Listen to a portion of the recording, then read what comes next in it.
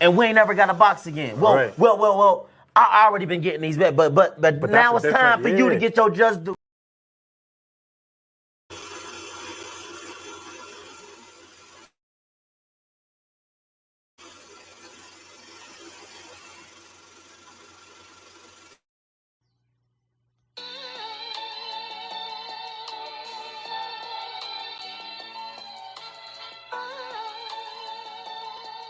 Yeah, you know the deal.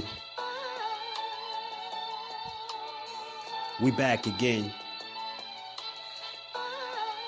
Yo.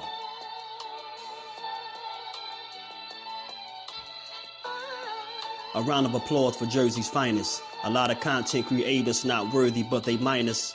They get offended and start singing like the whiners. Talking like they tough, but it's only screaming and whining. My homie JusDueBoxing is the cat you don't come to. Your squad get run through. By the time you come to, you duck food. You suckers talk tough on the internet, revealing all your threats. Now we got you trapped in the net. JusDueBoxing be on this grind, y'all better hustle up. You deadlifted 90 pounds, we doing muscle ups. There's really no comparison. His voice sound like a derringer. Throwing a towel, it's just embarrassing. My dog Just very philosophical and psychological, and he mixed it all with good boxing news. These YouTubers feel like Bishop, I guess they got the juice, but it's lonely at the top to Just to feel like child abuse. Be respectful, he don't wanna talk wild and loose. If you can't relate, you get dismissed like a mild dispute. These weird cats will tell lies that they hide the truth. Why beyond views? You lose your life when you collide with dude. It's JusDueBoxing. All you cowards quit jocking. Kirk is official with no other options. Yeah, yo.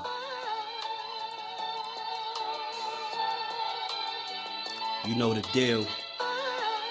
Judah Ben, we in the spot. JusDueBoxing, yeah. And of course, shout out to Mrs. Do, holding the whole family down. Word 'em up, word 'em up.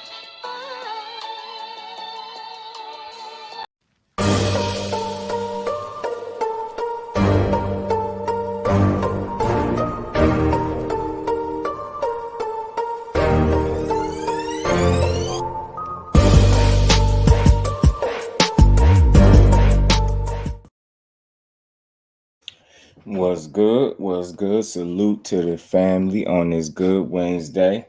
We back to get boxing. It's JusDueBoxing. Y'all already know how we do. If y'all catch this on the playback, you know, come join the family, sub to the channel, smash the like button, turn the notifications on, come rock out with your boy. We back with another good cook, as always, man, as always. And I know y'all seen some, yeah, I know y'all know what's going on, or don't y'all know what's going on, but I'm definitely going to touch on it. I'm definitely going to touch on it, what's going on a little bit in the world of boxing, if y'all didn't already know. You know, hardcore boxing news. What's good, Jay? Definitely the place to be. Appreciate you, bro. How you feeling? D1, what's good with it, family? How you feeling? Barbara D, salute to the queen. Good afternoon. How you feeling today? Peace and blessings to the Brody Zoom. How you feeling? Salute to my baby girl, Miss JusDueBoxing. How you feeling, baby girl? Opulent LDTV. Blessings, family. How you feeling? Peace and love to the baby girl. PGH Big Dog, what's good with the juice? What's happening? What do you think of Canelo's love? Oh, live workout. Said he only went 40%. Salute to my bro Al Booger, man. What's good with it, Al? How you feeling, bro? Darius, what's good with it, family? How you feeling, bro? Appreciate you pulling up. Upper echelon, what's good, family? How you feeling? That's do people should be on the way. Oh, you already know. Appreciate you, Upper, man. You already know, bro. Appreciate you. Salute to you. I went over there and smashed the like button. I was listening to you cook. I was moving around, so I definitely was listening to you, build over there for sure. So, man, we got a good conversation today, man. We got something to talk about. Terence Crawford, ever since winning his big fight, he's been having a lot of attention surrounding him. He's been getting his just due. And then, getting his praise. You know, some would say deserving, some would say it's too much. I feel like, you know, he earned it. He earned his just due for sure. You get what I'm saying? I ain't gonna act like he didn't have to withstand a ton of slander and different things all the way up until this fight was over with, right? So I get some of his energy when he, you know, he felt like people still doubt him and don't give him his credit. And that's gonna always be the case for some people. You can't expect for a hater to give you credit, but you can expect for a real one to give you your just due. See, it's a difference. And I'm saying it again, you can't expect for a hater to give you your credit, but you can expect for a real one to give you your just due, as I always do. So, you know, he's been doing a bunch of interviews and as deservingly so. He's been hitting a lot of different platforms, making his appearances and making his rounds, as he should. You know, he won the biggest fight of his career, made some history, you know what I mean? Made a big bag. He looking like the man right now. You get what I'm saying? Looking like the man. Appreciate you up, man. Feel better, man. Blessings to you, family. Hope you feeling well over there, bro. D1, what's good with it, fam? So, you know, he been going on. I guess if you want to call it a rant, you can call it a rant. He's been going on this, you know, this. I don't necessarily want to call it a rant. I mean, some people call it gloating. You know, he bragging, but he feeling good. I say he just this is what Terence Crawford is doing on social media. Is he talking his ish? He won the fight that he felt like the whole world was against him, man. And he get what I'm saying, and he gonna talk. You get what I'm saying? So, I mean, I know he was quiet before, but I ain't surprised that he's more vocal now. I'm just not, because it's like he knows beating a guy like Errol Spence gives him some, you know, some leg room to be able to talk a little bit, because we can't make no mistake that people just felt like it was no way he was gonna beat the guy. So I think when you look at it like that from his perspective, that's why he going so hard about, you know, gloating about the victory. So, you know, he has some interesting things to say about both Danny Garcia and Keith Thurman. Thomas Hill, what's good with it, family? How you feeling? Rick Thames, what it do, fam? How you feeling, bro? Good to see you in the building. A1 Hoop Zone, what's good, family? How you feeling, my bro? Feel the same way, even though he was on favorite. You get what I'm saying? He don't realize that there's not as many people as he think was against him, because he was the favorite. So I don't know why he don't understand that part. He was the favorite. Everybody wasn't against you, bro. But it is what it is. So we gonna talk about that. Chop, what's good with it, Chop? How you feeling? Appreciate you pulling up. But well, with Errol, he did beat the best guy out there. Get what I'm saying, Barbara? So he gonna talk a little bit, and I get it. He said, "Bud, need to chill out." Facts, Barbara. That is a fact, though. Ashley's Corner, what's good, Cuzzo? How you feeling? With y'all some boxing junk. We've been talking about this since 8 o'clock this morning. You know we junkies, man. You know we junkies. But I know what people was talking about. So I ain't just have this is in my title because that's all that could fit there. I don't know if y'all ever read my descriptions, but I would urge everybody that come here to not only read my titles, the descriptions too, because sometimes people be asking me about the stuff that I have in the description. They don't be knowing that it's in there. But I wanted to touch on something else real quick too. And Don, what's good with it, family? How you feeling? Appreciate you stopping through. Ant, what's good with it? At EJ, I can't knock him. I like how he hasn't focused. Yeah, it's facts, and no focus at Errol Spence. And that's how you know he truly respected the guy all along. He don't got no ill will, nothing bad to say about him. Probably the biggest fiend here. Appreciate you, man. I need more fiends, D1, more boxing fiends. Let me be specific. I can't just say fiends in 2023. More boxing fiends, you know what I'm saying? But something I wanted to touch on real quick, though, family. Real quick, I wanted to touch on something.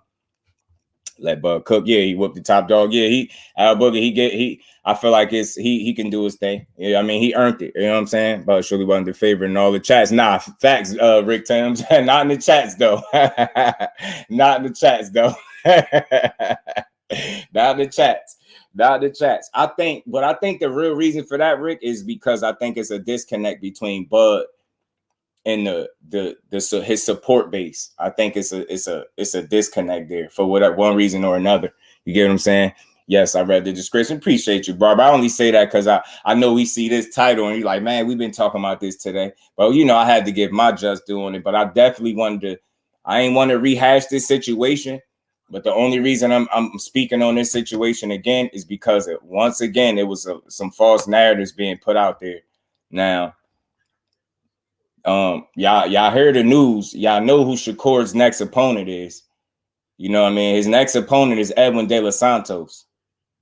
Y'all do know what side Edwin De Los Santos is on, right? That's the side. Rozier was good what he said. Haney. Rozier just be trolling out, but that's why I'll never say that. I just laugh at him. He trolling. Bole was good with it, bro. Damn, rebound fans for real. So now I just wanted to straighten something out. And again, I'm gonna say this and I'm gonna be clear. Everybody has their sources in boxing, right? Some more credible than others. And as I've told y'all, if y'all know what my reputation is since y'all been, you know, tuned into the channel, you know I don't come up here with no false information. You know I don't come up here with clickbait and you know I don't push false narratives. I usually shoot those down. So Frank chose to be a Mallard. It's all good. Hey, D1. Hey, D1. Now I'm here to shoot it down. So I seen the videos once again with people talking about, and I'm not tuning into no more narrative pushers. I'm making that clear. I don't care how cool you are. I'm not tuning. If you pushing narratives, I'm not saluting it. I don't rock with that. I seen the Shakur Stevenson Duck Frank Martin videos. I hear that, you know, he moved like Bud. He's trying to bully negotiations. He was trying to, you know, take all of the money and all of this. False. All that rhetoric, all that is nonsense. I found out today, I got more confirmation today that Frank Martin single-handedly, individually, all on his lonesome, by himself, I don't know how many ways I could say it, turned the fight down by himself. Everybody need to stop blaming it on Errol Spence. Stop putting the focus on Errol Spence. I know he's the promoter, but the representative from Top Rank was not negotiating with Errol Spence at all. He was negotiating with Tom Brown. They were on board. PBC was on board. Like I said before, didn't I tell y'all they agreed and the money was agreed on? Everything was on the up and up. Frank Martin, and I'm putting my reputation out there. Y'all know I don't come with no BS information. Frank Martin single-handedly turned the fight down. No advising. Nobody told him not to take the fight. He did it himself, all on his lonesome. His team and everything was on board. All that little couple little tweets that he made, that's the save face. That's why he don't want to say nothing. You see when Shakur jumped on his helmet and he said, yo, I got DMs that show that you was asking for 50-50. You see how he ain't say nothing else? You see how he ain't say nothing else? So again, y'all, I don't bring fake news. I will never try to make one fighter look bad over the other. I only bring what I believe to be true. And this information is coming directly close to that situation. He single-handedly, by himself, with no advising, turned the fight down. And then got up on social media and said, not only did he say he didn't turn it down, he said he didn't ask for 50-50, and he lied both times. I still rock with him. He's still a hell of a fighter. I think he had cold feet when that contract got sent over there. Now, look, I'm not telling nobody how to think. Nobody got to believe nothing I'm saying, but I'm not going to go out of my way to make no fighter look bad. But I'm in search. My job up here is to always get the right information, the truth. And like I said, it was a lot of narratives out there. Frank Martin is still not a duck. He got a reason for why he might have turned that fight down. But to my knowledge, directly close to that situation, he done it himself with nobody advising him, and his entire team was on board. So it seems like to me, from the information that I got, and again, the information that I've been getting has been 100% spot on. This source has not been wrong about anything they've told me yet. In fact, I'm going to go so far as to tell y'all the source has given me 2 dates of a fighter before the fighter even released the date.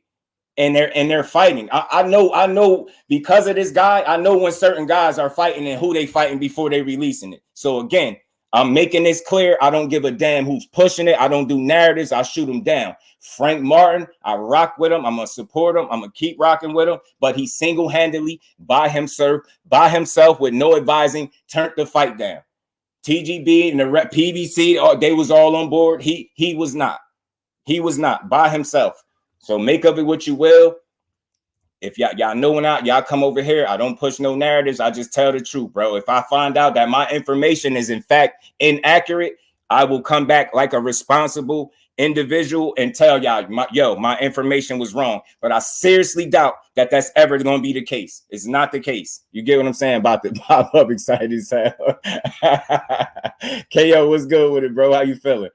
So I thought Frank was a dog. I think he a dog too, but I just don't think that dog was ready. Tay, what's going on, Queen? How you feeling? Dante, all boxing talk. What's good with it? Happen at the end of the day, it might not be happening. That's the bottom line, unless you're involved in no. Nah. Hey, look, I'm gonna say this. I really, that can't be the energy unless like you have a certain energy for people that's pushing that Shakur Stevenson dunk Frank Martin. It matters to me because it's a false narrative. I want to be very clear. I don't do personals. I don't take shots at nobody. I don't do subliminals, but I see false narratives being painted. So the only reason I'm rehashing this situation, let me be very clear, is not in the effort to make either fighter look bad. It's to get the truth. As a content creator, that's what I'm supposed to do. When I see people with big influences and platforms running rampant with narratives, it's my job to come here and shoot them narratives down as I see fit. In this particular case, you've seen people pushing a narrative that Shakur Stevenson ducked Frank Martin. He was offering him 18%. Nobody seems to be questioning these content creators that's coming up with all these millions of dollars and can't tell you where it's coming from. So when I come shoot down a narrative, people should want to hear what I got to say. If I'm telling y'all based on my reputation, and I don't come here and lie to nobody, you should want to hear me come and shoot down a narrative, no matter what fighter it's an effort to make look good or bad. The truth is the truth, and that's what I'm gonna always speak over here. So again, I've seen multiple videos saying Shakur Stevenson duck Frank Martin, and in fact, you find out today that Frank Martin, by him lonesome, turned down the fight. I'm never gonna be in negotiations. I don't even care to be. But like I said, everybody got their sources that they run with. My source is batting average is 100. He ain't been wrong yet. Every bit of piece of information that he's told me has been accurate down to the last detail. Everything. There's no reason I'm going to start questioning them now. I knew about Frank Martin and Shakur before they announced it, thanks to that source. So again, I'm just speaking on shooting down false narratives. This is not about making Frank Martin look bad. This is about telling y'all the truth after so many people sat up for hours and lied and told y'all that Shakur Stevenson ducked them. But to me, my issue is when I see this rhetoric, I don't see nobody correcting these content creators and searching for the truth. Just do is the truth. That's what I represent over here. People be lying and I don't do it. And I'm tired of it. It makes boxing not fun. It blurs the lines and it makes people come over into my chat and type things that are not fact. With no type of, you don't even got a fact check nowadays. You could just throw anything out there. You know what I'm saying? Salute to the Queen Barbara D. That's all I'm doing. I want to be very clear. Most people with this information, they will be going crazy on Frank Martin, calling them all types of ducks. Just Do ain't did that one time yet. I have responsible conversations. I shoot down false narratives. There is a false narrative being pushed by people with influence saying Shakur Stevenson ducked, and they know they lying when the shit coming out their mouth. They know they lying. Nobody ain't in their chat and be like, yo, you lying. You sitting up there lying to me. And that's what be going on around here. Saying it's not a duck, but it's, yeah, and I'm not gonna call him that. I'm just telling y'all he turned the fight down, and I'm gonna leave it like that. Bro, being honest, Santos is a better fight. Shakur thinks so too. Shakur thinks so too. The only thing I heard, Barbara D, was money. It's the only thing I heard. The only thing I heard was money. And from my estimation, just seeing him and Shakur go back and forth, he claims he didn't ask for 50-50. Shakur said he got DMs that says that you was in there asking for half the money. I got reason to believe it was a money issue and it was on Frank Martin's side. You get what I'm saying? So regardless of what, he wasn't being, you can't get lowballed when you're being offered 4 to 6 times more than you ever made in your career. That's just, that doesn't make sense. The math ain't mathing. You get what I'm saying? William Old School, what's good? What he say? So he's Frank Casper. Call it what you want. It's cool when people slandering Shakur Stevenson all over YouTube for hours on end, calling them ducks with no valid, credible information. And here I come with credible information from the source. His team was on board, and that man turned that fight down. Gertz, what's good with it, Gertz? How you feeling? Shakur fighting De Los Santos. Yeah, I believe De Los Santos is next up, bro. Shakur fighting De Los Santos. It might be a more exciting fight. Yeah, he gonna go for it, man. I know De Los Santos gonna go for it. He gonna go for it, yeah. He gonna go for it. Midnight, what's good with it? Teach was good with it. Shakur pulled a publicity stunt. You could run with that if you want to. Again, I gave y'all valid information. I'm not here to sway nobody's opinion. I'm just, for the ones that's hearing me, that's from me to y'all. That's as honest as I could give it to y'all. That's some real information. So if you want to run that Shakur pulled a publicity stunt, you can have that. I ain't gonna argue with you. Okay.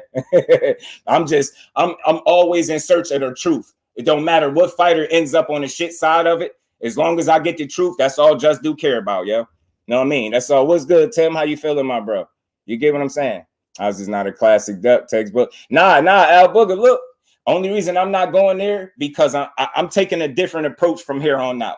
From here on out, I'm laying out all of the information that I have at my disposal, and I'm letting each individual supporter in the chat make of it what they will. So after I tell y'all this information, if y'all process it like, yo, that makes him a duck, then it is what it is. But the reason I'm not going to make an opinion whether he's a duck or not, I'd rather say he's not. But why I'm not even going to go there, because, again, I'm going to just be neutral. I'm going to put all of the information out that I have at my disposal. That's my job to do that. Give it to y'all, and then let y'all make of it what y'all will. It's not for me to try to convince y'all to believe what I'm saying, right? It's more so to just give y'all the information. That's a unbiased approach. Just give you the information and let y'all process it. So I can only give you what I have. If I don't have the information, obviously I can't give it to y'all. But as pertaining to that situation, why I spent back and talked about it, because I've seen a number of different narratives being pushed, and I'm tired of it. It makes the sport, it's corny for the sport, bro. Nobody in here should want to sit up and listen to somebody tell you lies for hours when they can easily go get in contact, like the source that I'm speaking with, get in contact with the right people involved in a situation if they really want the answers, instead of getting up on their platforms and spewing rhetoric for hours and lying to people. That's what be going on. That irks me, yo. That burns me up. It's like, yo, bro, we got to do better. This is why people run around here irresponsibly just typing anything in chats, because nobody wants to do no homework. Nobody wants to put in the legwork. Nobody wants to reach out to the credible people involved in these situations and get real answers from these people.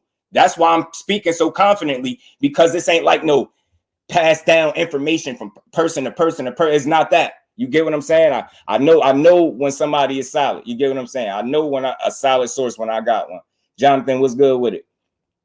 Either way, I repeat, it might not happen. The difference is, I'm gonna say again, A1, again. You say he did the same thing. The difference is Frank Martin turned the fight down. Shakur turned 25% down, not the fight.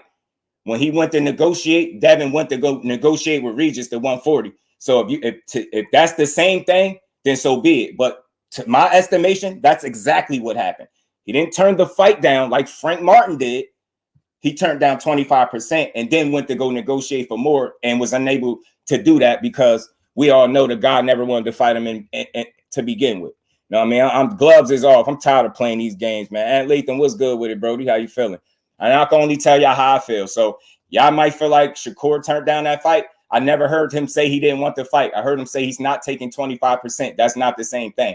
Unless it's a take it or leave it situation, which obviously that was the only offer. So that's not a real offer, because that's not how business get done. You don't get people in boxing take it or leave it offers and think that that's how business get done. But when it's Devin Haney and he doing BS, don't nobody want to call it out. So it is what it is. He's never done a take it or leave it deal with nobody else but Shakur. I wonder why.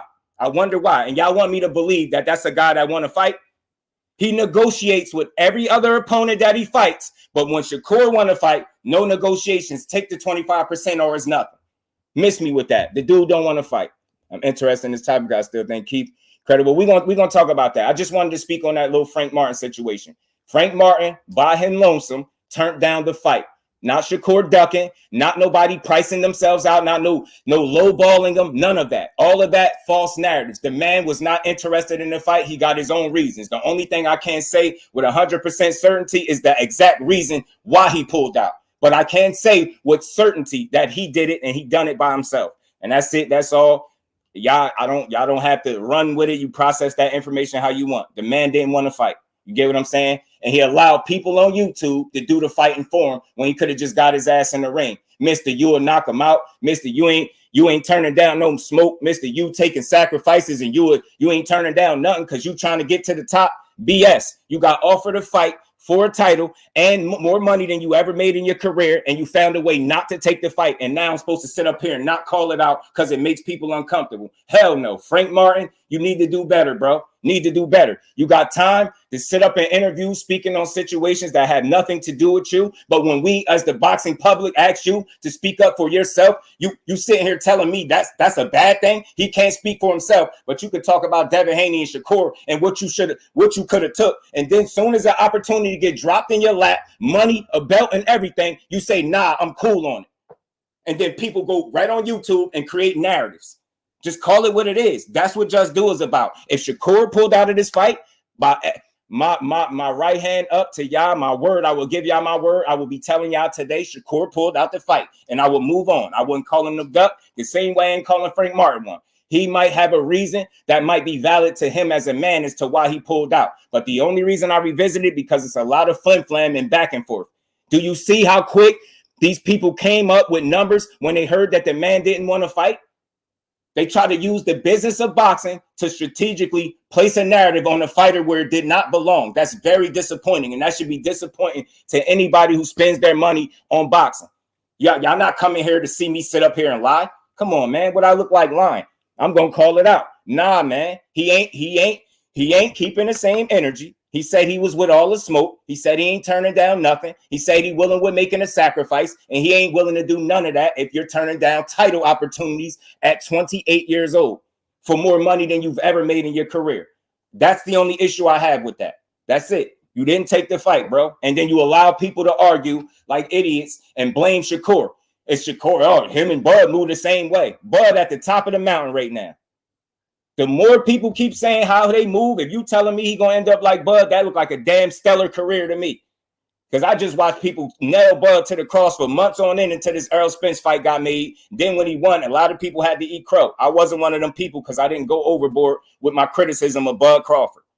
In the same way, I'm not gonna go overboard with my criticism of Frank Martin. I'm just putting out the truth. Akella, what's good, my bro?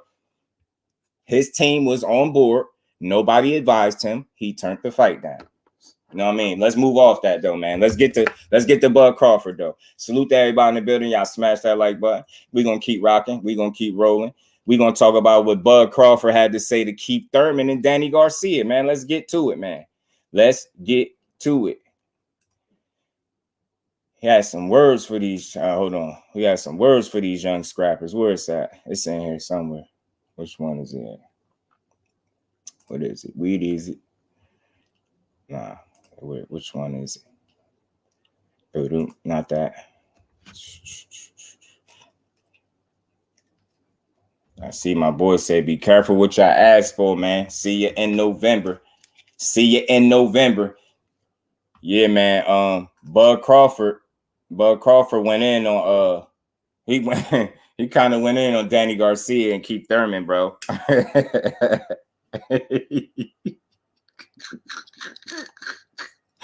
Hey, yo, Bud done whooped ass and he talking crazy now. He talking crazy. Oh, man. Joker, who you talking to? I just want to know if you talking to me. And I don't care about no WCS. I don't know who that is, and I don't care, bro. If you talking to me, and do me a favor, future reference, please try to refrain from putting other people's channel names in the chat unless you saying something positive. If it's something negative, then don't type it. I don't care nothing about no other channel if it's something negative. If it's something positive, type it in and I'll salute them. But other than that, get it out of here. Want to keep it rock and rolling and keep capping and trolling. Yeah, man, D1, I just had to speak the truth, man. It seemed like some people might be cool with being lied to, man. Not over here. We're going to get some straightening, man. We do our homework over here, too. And the more we do this, the more tapped in we be. So the more access to certain information that I have that I'm going to be able to speak on. So it is what it is, man. Ninja Turtle Bradley created Side of the Street. He did. I don't think Terence Crawford understand that. I don't think he understand that. But he said y'all whole asses didn't want no smoke. You know what I mean? He told them that they'll never get a fight ever. You know what I'm saying? And Danny Garcia has some words, man. Danny Garcia ain't like that. Danny Garcia said, man, I'm rich. Danny said, I'm rich, bro. Yeah. Danny said, I'm rich, bro. I don't need to fight you. I've been making millions. Plus, I ain't trying to pay all them sanctioning fees. Man, I could use some of that money to buy some more real estate. Y'all know, if y'all know Danny, that's his thing. That's his joint, real estate. That was him responding to it, Barbara. When he said he rich, he told him he rich. He told him he rich. Cuzzo said you can't agree with everything Bud said. Nah, I feel you. I just feel like I know where he coming from. I just feel like he won the most credible win, you know, the biggest fight of his life, and I think he flexing a little bit. I think he, you know, he just talking his talk right now. I ain't agree or disagree with it, but I just felt like he definitely talking his talk right now for sure. And he going off. He's saying dudes didn't want to fight then, and now they want to fight. But the only issue I have with that, with what Bud is saying, even if that was the case, right? Even if they said that they wanted to fight, they didn't want to fight you before and they want to fight you now because you're on top. Ain't that the whole point? Ain't when you at the top of the mountain, everybody gonna be gunning for you? It's like he got to keep that in mind. Like you beat the guy, so of course people are gonna talk about wanting to fight you. You get what I'm saying? It's only right. Danny Garcia talked about fighting you recently. Mario Barrio said he's interested. He think a fight with Terence Crawford is possible. You get what I'm saying? It's people that want to fight you, bro. You at the top and they want smoke. You get what I'm saying? Not for real, undercard. That's some weird stuff. Side of the street was before him. Well, maybe because of him. Not because of Bud. That wasn't because of Bud. I think Bradley, to my recollection, Bradley came up with that. And it definitely was before Bud. For sure. You're right. For sure. It definitely wasn't. And that's the thing, because I don't think he knows who to blame for the side of the street. I think he's blaming like PBC side of things for that.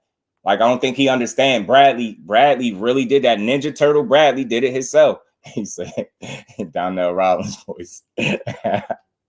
One champion. He's scared to face the challenger. Bud is talking like he took EJ fans and he didn't. Bud is still not a draw to this day. Right. Now you get more fans if he was a little more humble. I think Barbara, I think you're right. I think it's just a disconnect with him and the fans. Bud said it on Twitter. That's why I disagree. Right. I got you, cuz I just feel like I think some of the blame is misplaced, like it oftentimes is in boxing. I think he blaming the wrong people for the size of the streets. I think he looking at it the wrong way. Like, you should know that people calling you out or talking about fighting you comes with the territory of you being the man. You just beat the man. So respectfully, people should be wanting to fight you. Like, if after you beating the man, if people still don't want to fight you, there's clearly a problem. That wouldn't be a good thing. So right now, Terence Crawford, I don't know how you look at it, but that's good problems to have if you got your list of, you know, different people to choose from that you can fight next. It's a good problem to have, I guess. He got that approach, Rick. He got that approach. Now y'all want to show me love. Sometimes Bud come off like he don't know if he wanted to show him love, give him his credit or don't. But I'm gonna always give him his credit, yo. I think you're a hell of a fighter, man. So it is what it is. Gary the Goofy or King, Justin Michael Glazier. Oh yeah. Sound like Devin Haney. Why people calling me out? Yeah, that's the only thing I'm saying, and I'm not trying to be overly critical. I just think my assessment is people are supposed to call you out because you're at the top of the mountain. And if they wasn't calling you out, I think it'd be a problem. So the fact that your name is buzzing more than it's ever been buzzing, I think, in your career, I think it's fair to say that. I'm not going to say, and I agree with Cuzzo, I'm not going to say all of a sudden he's some big draw, but I think his name at least has been in more headlines, titles, descriptions, you get what I'm saying, news clippings than it's ever been in his career. So I think he kind of riding this wave of success, so to speak, since beating Errol Spence. That's what he's doing. And I ain't mad at him for it. Some of it is funny. I kind of like to hear him poke at Terence Crawford. I mean, Keith Thurman and Danny Garcia. I thought that was funny. Talk a little trash a little bit. But yeah, Danny Garcia say he rich. He don't need to fight him. And again, it's not about needing. I don't really want to hear that energy because Danny Garcia was just in an interview talking about how he feel like a Crawford fight is possible. So you went from that energy to saying you don't need him. You rich. And again, like, y'all shouldn't use money to justify not wanting a fight. Do you still desire to be great is my question, Danny Garcia, because fighting a Bud Crawford will tell me, at least in my mind, in my logical mind, that you attempting to try to be great. So again, I'm glad that you set up with your real estate and you got money. But when you say like, I'm rich, bro, I don't need to fight you, I've been making millions. Like, are you still in boxing just simply for the money? Or you get what I'm saying? Or is this still legacy for you? At what point is he at? So you know, when he say stuff like that, I just think he don't. You get what I'm saying? I don't think he really care. You get what I'm saying? I guess he fed, so he'll take the fights as they come. He said Danny fight live for $1 million. People might hate what about doing right now, but it's necessary. Right. Juice said, I think Bud keep the belts. All available options open. If you get Charlo or Canelo, I'm positive he'll be fighting to defend undisputed. I hear you know Bud is getting the PBC experience, which is being on the forefront of the media outlets and marketing assistants and shit hit different. And I could agree with that, A1. That make a lot of sense. You spot on, bro. Spot on. And he riding the hell out the wave. You get what I'm saying? That comes with it. You get what I'm saying, A1? He felt like they business-wise, they treated him right. And he's just riding the high. Felt like he won. So he moving like it. Just in Brooklyn pulling up, Thurman a good hype man, and he still has something left. So we're gonna talk about Thurman too, because Keith Thurman had a response too, y'all. Keith Thurman had a response too. You know what I mean? Bud Crawford said a bunch of stuff. You know what I mean? He said they did me dirty, had all these people that don't know anything about boxing, all trying to discredit my accomplishments. He haven't fought nobody, lies. But nobody wanted to be that so-called somebody though. Yeah, he was going in. Say the cream always rises to the top, and it looks like I'm the last man standing. I know y'all mad about it, but it's not my plan. This is God's plan. Yeah, yeah. Bud flexing on people right now. He's talking crazy. Bud talking crazy. Bud said all these fighters that was claiming to be their own bosses was hiding behind them. The term call Al. Now they talking like they can't fight whoever they want. Boy, y'all some pawns, go sit down. It's funny how all these fighters want to fight now. Oh yeah, he said that. Man, I don't. Yeah. So again, let me add some context to it. The reason Danny Garcia responded the way he did is because Bud Crawford said something. Now they're begging for a check. So that's why he threw money in there. So I just want to be fair. That's why Danny Garcia spoke about money, because Bud Crawford said y'all begging for a check. And again, if you've known anything about Danny Garcia, if you followed his career a little bit outside of the sport, you know he got some outside ventures that, you know, that's successful, where he's definitely making money outside the sport, and he set himself up pretty decently outside the sport. Like, it's been a fact for a while now that Danny Garcia doesn't have to fight for money, right? He's not in need of money. So I agree with you know, Danny Garcia in that regard. He is rich. He don't need to fight him, and that's cool. But the question is, because you was just on record for saying like that's a fight that you'll be interested in. So the question for me that I would have for Danny Garcia, I understand that you're rich and you've been making millions. You don't need to fight him, but do you want to fight him? You get what I'm saying? Because if you want to fight him, that would tell me that you still desire to be great. You get what I'm saying? Especially if you had that opportunity. So why wouldn't you want the opportunity to fight a top guy like that if you could? So that's where I'm at with it. So again, salute to both Terence Crawford, you know, Keith Thurman and Danny Garcia. I feel him, man. I get it. I get it. But I'm gonna play Keith Thurman's response. Y'all smash the like button for me, man. We just gonna keep on rolling. Let me pull up Keith Thurman's response to Danny Garcia. And Keith Thurman, y'all had already some other things to say too. I want to know what y'all think about Keith Thurman saying he said Terence Crawford didn't beat a real champion in ERROL Spence. He said he would have whooped Terence. He said he would have whooped ERROL Spence too. Get what I'm saying? He said a bunch of things, man. I'm gonna play it. Black belt was good with the Crawford claim, nobody begging for anything. Yeah, I mean, listen, I ain't gonna call it. I get where you going, Black belt. Y'all the fans, y'all be going in. I just say I think he's a little off point with that statement. I don't think nobody's begging him for a fight. Respectfully, I don't. I think he's, because you gotta think, yo, what point are we in boxing where we're gonna crucify a guy for wanting an opportunity? That's the whole reason y'all compete. So again, begging you for, I don't think nobody's begging. I think people understand the landscape of boxing, and they know that you just coming off the biggest win of your career. And if they were to be able to entertain and get a fight with you, it would be a big fight. I'm pretty sure that's how they looking at it. And again, just when you speaking about Danny Garcia, that's not a guy that's pressed for money. Danny Garcia ain't been pressed for money for some years, man. Like he good. Danny Garcia is a smart dude outside of the sport of boxing. He's smart inside and outside the ring. And got belts because of PBC. Right, Jonathan. Right, Jared Wilder, daddy should I keep going. I'll turn all his fighters into business. Now that he be putting people on, keep his own son. I just don't know what. You can't be serious about fighting a woman. Hey, Barbara D, you know what's funny about that comment? You saying he on something, you just don't know what. Somebody else said that too. Greg Hackett was speaking. He was like, man, keep getting high. I don't know off what, but he said keep getting high. Say keep getting high, man. Oh man, let me pull up Keith Thurman response, y'all. And Kello said Danny Garcia has some beautiful sisters. Yeah, the twins, the Ciange or Ciange twins. I forget how to say their names. I know you're talking about though. Yep, and the welterweight has been held up for years. Now drop them straps. Let the young dogs eat. Yeah, Keith Thurman had a lot to say, y'all. He had way more to say than Danny Garcia did in his tweet. I'll tell y'all that. I'm going to let y'all know that now. Oh, man. I think Daddy just saying, Bud acting like he need him for money. He don't. Yeah, he don't. He don't need him for no money. He don't need no damn money. He don't need no money from him.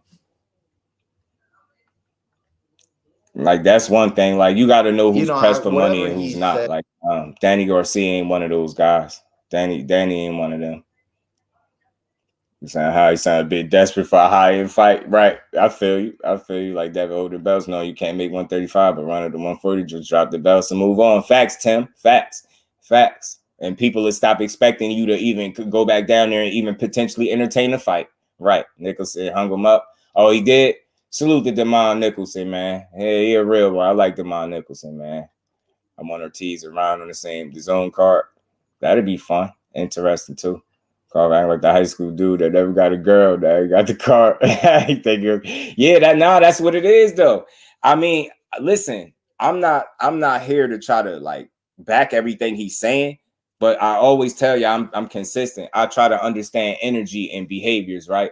And I think right now, what you're seeing from Terence Crawford on display is a byproduct of how he feels like people have treated and viewed him throughout his career. And he's not right about everything, but he definitely ain't wrong about everything, right? And that's just being fair to the situation. There's some things that he a little off point about, right? I don't think nobody's begging for a check. Nobody's begging for a fight. People just want opportunities, and you're supposed to want them as long as you're in the sport of boxing. So I think he all point with that. The size of the street thing, I think he all point with that. But I did hear people months on end talk about how he never fought nobody. People went as so far as to say this man was 39-0 and never fought nobody. And that's some of the things that he's saying too. He's saying, like, you have people that don't know nothing about boxing sitting up here talking about I ain't never fought nobody. And a lot of that was going on. And they made a lot of people's assessments was centered around resume. A lot of the talking points were centered around resume. So that's what his focus was, because he obviously was hearing this stuff. You get what I'm saying? That's why it lets you know the fighters telling themselves they be hearing some of the stuff that people say about him, a lot of the stuff, because it seemed like Terence Crawford, the only thing he was in tune with was the negative things that was being said about him. That he was very in tune with. I never hear him speak about nobody ever saying nothing good about him. It's like the only thing that moves him is negative energy. That's his fuel. And I said that I think that's part of what makes him Terence Crawford. That's why I think he focuses so heavily on the negative aspect of the boxing media and what people say negatively about him, instead of when people give him his just due. People like me, Haney will be stripped 2024, right? It's time for Nicholson to hang him up. Yeah. The consecutive beatings at Kello, tell everything, bro. Sparky, what's good with it, fam? How you feeling? Same with Fury. Planning on fight. He's in the division again. Wants to fight Francis and John Jones, or a rematch with Francis. Yeah, make him drop the belt. Facts. Yeah, Nicholson, he spoke briefly on something, Roger. So I think he got some things going on outside of boxing as well, I believe, Roger. So I think he's okay. I think he's okay. Christian Chacon, what's good with it? He said, hoes. Fury a disgrace to the strap. Yeah, he making a mockery out of the sport, bro. Terence Crawford haven't fought nobody right now. That's crazy.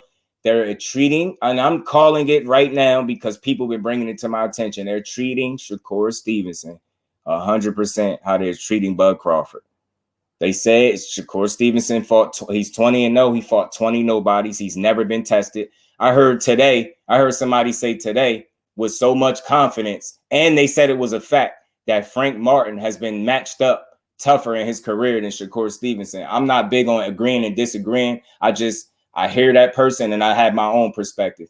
I don't feel like Frank Martin has been matched tougher than SHAKUR Stevenson. That's just me. I don't feel like that. And it's tough to kind of make that argument, especially when you got a guy that's actually been in the ring with champions and have defeated champions. But you're going to tell me the other guy that's never been in the ring with a champion has been matched up tougher? Just when you hear that, it don't sound right. You get what I'm saying? So that's just me. You get what I'm saying? Marquay, what's good with it, fam? How you feeling? Hardcore boxing news is in the building. What's good, Jay? How you feeling, man? Y'all go check my good brother Jay Hardcore out, man. Go show some love to the good brother. Glove cheats are the worst facts, man. Facts. In all fairness, he should have let Bob and Top Rank a long time ago. Probably so. And he probably would have been got the fight, Barbara D. And you know what? Another thing, I'm not gonna sit here and act like it ain't no similarities in their careers. The two careers, Terence Crawford and SHAKUR, right? It feel like at some point he might have to do that to get certain fights too, and that's my fear. Like, how long you gonna work with this dude? And is the promotional, team that you align yourself with gonna hinder your ability to be successful, or your opportunities to be successful? Are they gonna limit them, or are they gonna put you in position to get those opportunities? It's crazy. You already know. AD1, I keep saying it, yo, bro. Fury lost me as a supporter. I said Fury was a cheat. Dude said he needed proof. I told him what video to go look for. I ain't seen him since. Anything's overpriced as it scales just. I already know you on my helmet. That's with my boy.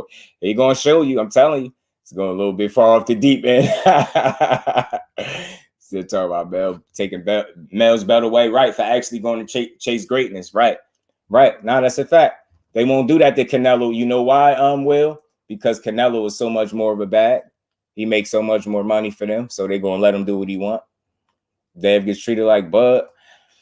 I'm gonna tell you again, yo, Midnight, if you pay attention to it, like just hear me for a second. More people like Devin Haney and support him than you think.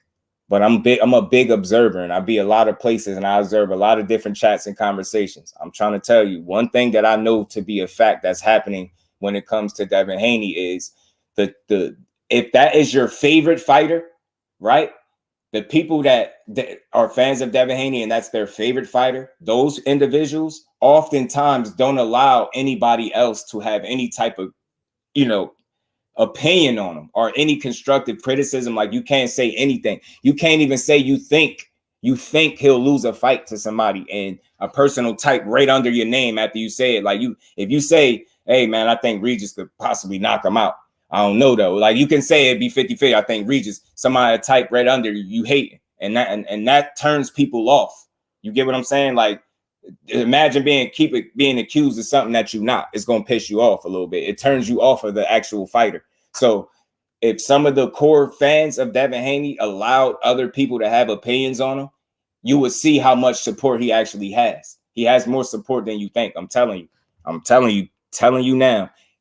People don't let individuals have no opinion on the guy, and that's what the problem is. You get what I'm saying? I followed Bud in his young career. I don't recall hearing all this negativity until years. Right now, it took a while, Barbara. It definitely took a while. But you know what? You know what I think took it a while, and I'm gonna be honest.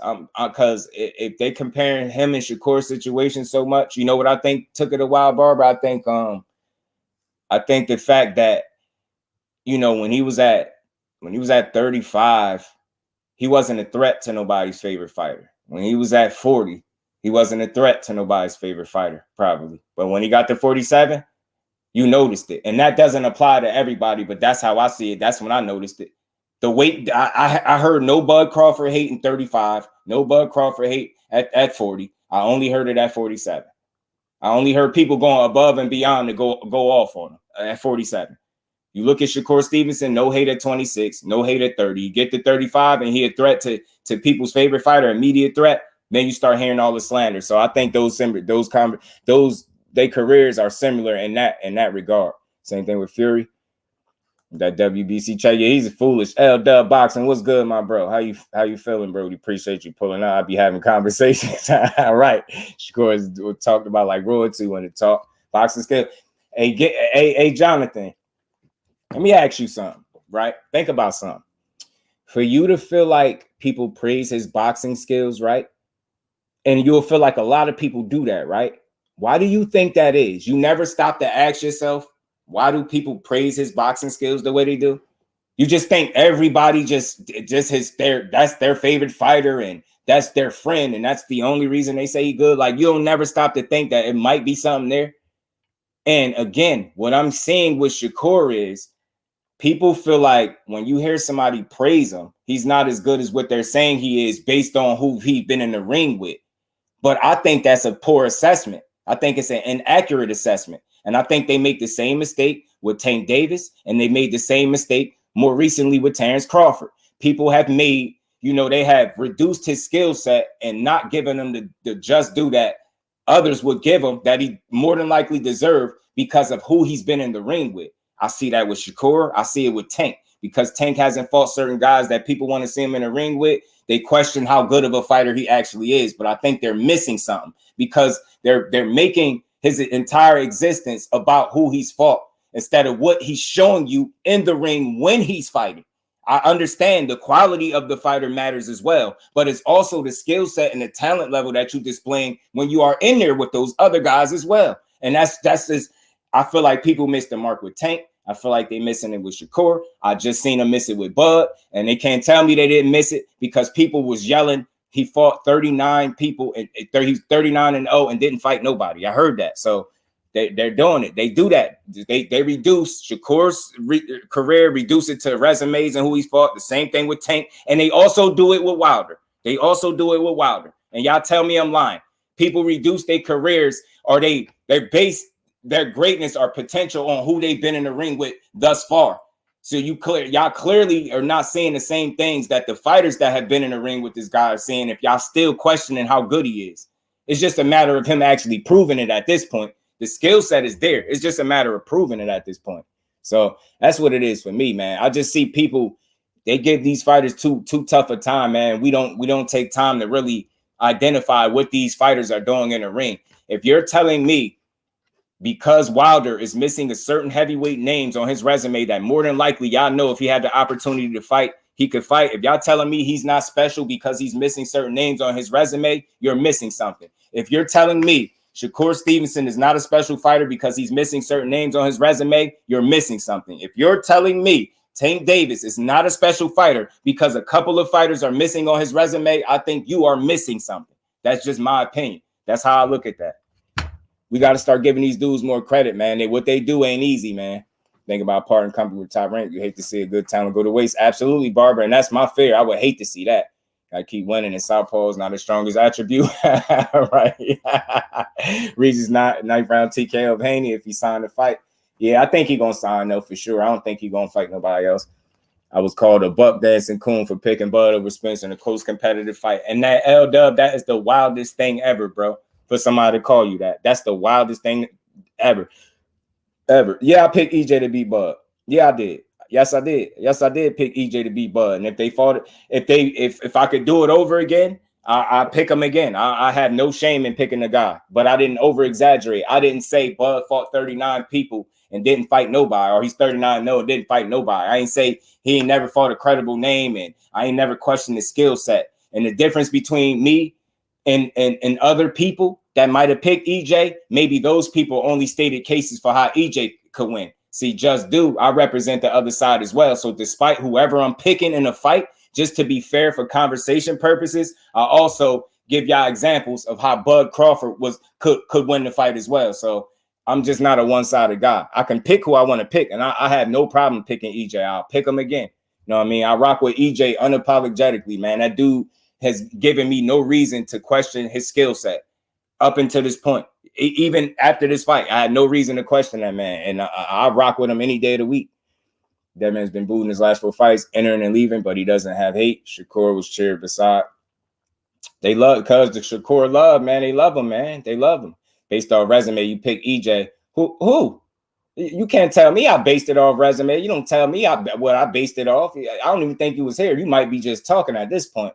Because I did damn sure didn't focus heavily on resume. How could I focus heavily on resume and then be calling people out for doing it now?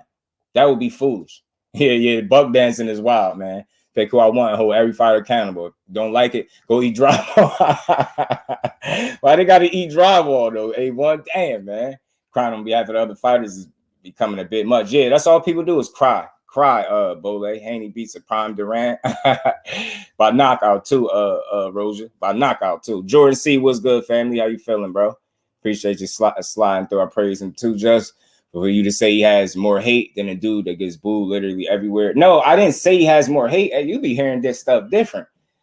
The hate, Devin Haney wouldn't have the hate that you feel like he has. Like I said, if his core fan base allows other people to have a logical, respectable opinion or criticism towards him. You get what I'm saying? People build, y'all establish the hate for the fighter by not allowing nobody else to have an opinion without calling them a hater. You can't say nothing about him or you're already a hater. And I ain't mad. Don't get mad. Shakur ain't gonna be getting booed because he ain't putting on no shit performance. He getting out there beating ass. Like, ain't nothing to boo about. You know what I'm saying? I was like, his last fights, they was going crazy. I could send you, I could show some of the videos. they enjoy watching Shakur at the prediction. You know what I mean? Yeah, he would have beat Frank. And Frank know it too, Akello. That's why he pulled out. That's exactly why he pulled out. When it's all said and done, that's my opinion as to why he pulled out, because he knew he wasn't going to win. You could try to make it about money, whatever, you wasn't going to win. And I'm going to say that because I'm salty, and I still like Frank Martin, though. I'm salty, because we ain't getting a fight. We're going to happen 5 years from now. He's showing going to be crying for them to fight, even though they told us what it is. Right, Dante, they are. Right. They said Boots missing a whole resume. Right. You're right. Give him credit for the talent, but can give him all-time status till they get that resume. True indeed. Facts, Al Booger. You get me? You get me? You know what I'm saying? We recognize potential and talent, but we understand they still got to prove it, man. You got to go get it, man. Got to go get it. 9th round TK over Regis. The Rougarou program. How much does whoever said that want to bet? You got Regis TK on him. I never said Shakur and Howard Scott. I think he has the most, but I think Dad beats him. That's so bad. Nah, that's not bad, bro. That ain't a bad thing. You ain't crazy for thinking that, because Devin Haney ain't going, he's a hell of a fighter too. You know what I mean? It's not going to be no fight that he could be in that is no way in the hell he could win. I don't think like that about him now. You know what I'm saying? He's disciplined, smart enough, skilled enough. You know what I'm saying? But he just don't beat Shakur at no weight, at no point in their career. I'm gonna tell you that, and yeah, we gonna be here for it. Watch, we ain't gonna just never. We ain't gonna not. We gonna be alert. We gonna still be talking boxing when they ain't boxing no more. So if they ever do fight, we gonna be here for it. And you gonna remember I told you that Devin Haney will not beat Shakur Stevenson at no weight class, no matter when they fight. Nothing at no point. I don't care what point in their career is it at. He was not. At no point will he win. EJ loses 90 times, 99 times, but pick him at 1,000 times, 100 times. Yeah, bro. That's what I'm saying. That's how we rock with our people. You did? And our Cowboys backing up EJ too, right? Cowboys doing their thing, man. It's a completely different ball game. Literally, Hank can stop a Category 7 hurricane with one jab. You stupid. Shakur beat everyone in Fatty's fight, but fight no one. Yeah, man, because they don't want to fight him, Joe. They don't want to fight him. You see what's going on. You ain't the latest. I don't know if you was in here for the latest, but Frank Martin pulled out the fight 100% by himself. So I hope you get that. I hope you take that in your footnotes too. When y'all say he ain't fighting nobody, say them people that y'all call somebody don't want to fight, and start with your favorite fighter and Devin Haney too. Now I'm sending shots. Kyle Sports was good, bro. I'm sending shots. Y'all not gonna keep coming for my boy. Your boy had an opportunity to stand in the ring with him, and he ain't even want to do that. we ain't gonna get into that. We ain't gonna get into that. Hold on, man. Hold on.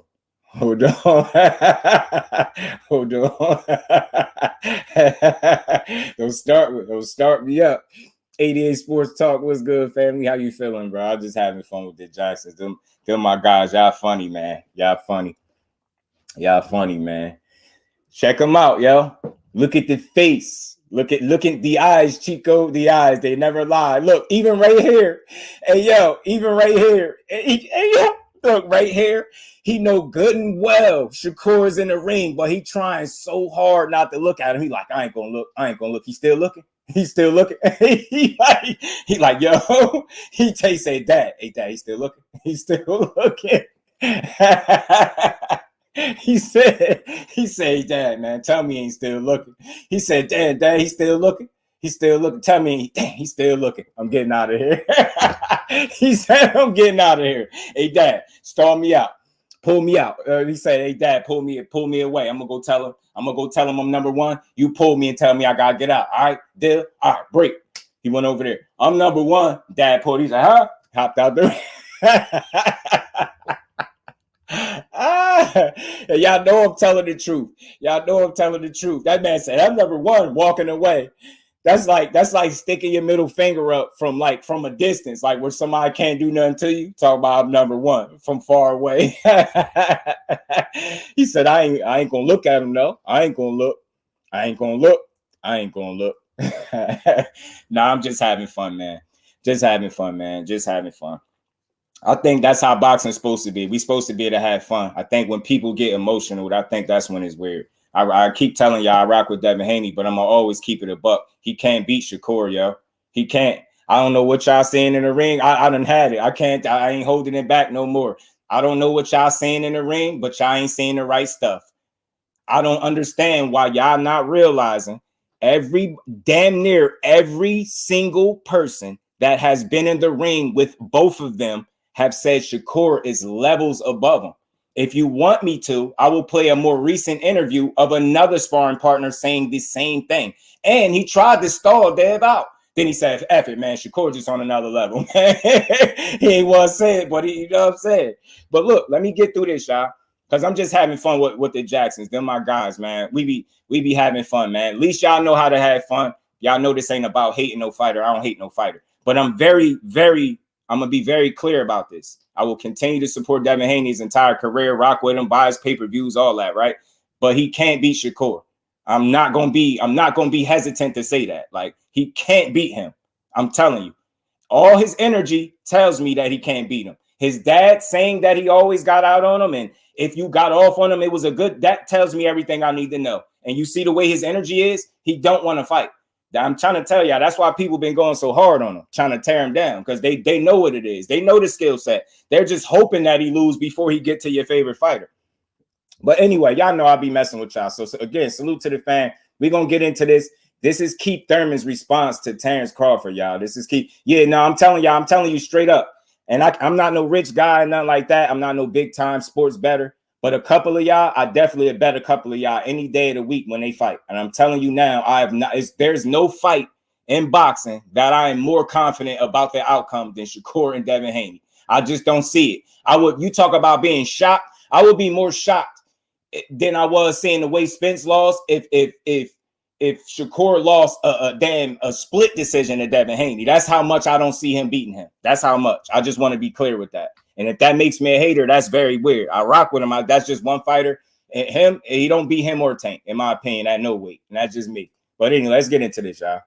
Recently, salute to everybody in the building. Y'all smash that like whatever. It's Twitter talk. Kyle Sports was good. Do my research. Mark, you feel me? Said 36 minutes ahead. There might be a few. I feel you, bro. Okay, I rock with Haney. I'm gonna keep rocking with him too. Usually Terrence doesn't tweet too much. Salute to the Queen Aisha in the Cash App. Much love and appreciation, Queen. Always supporting the grind.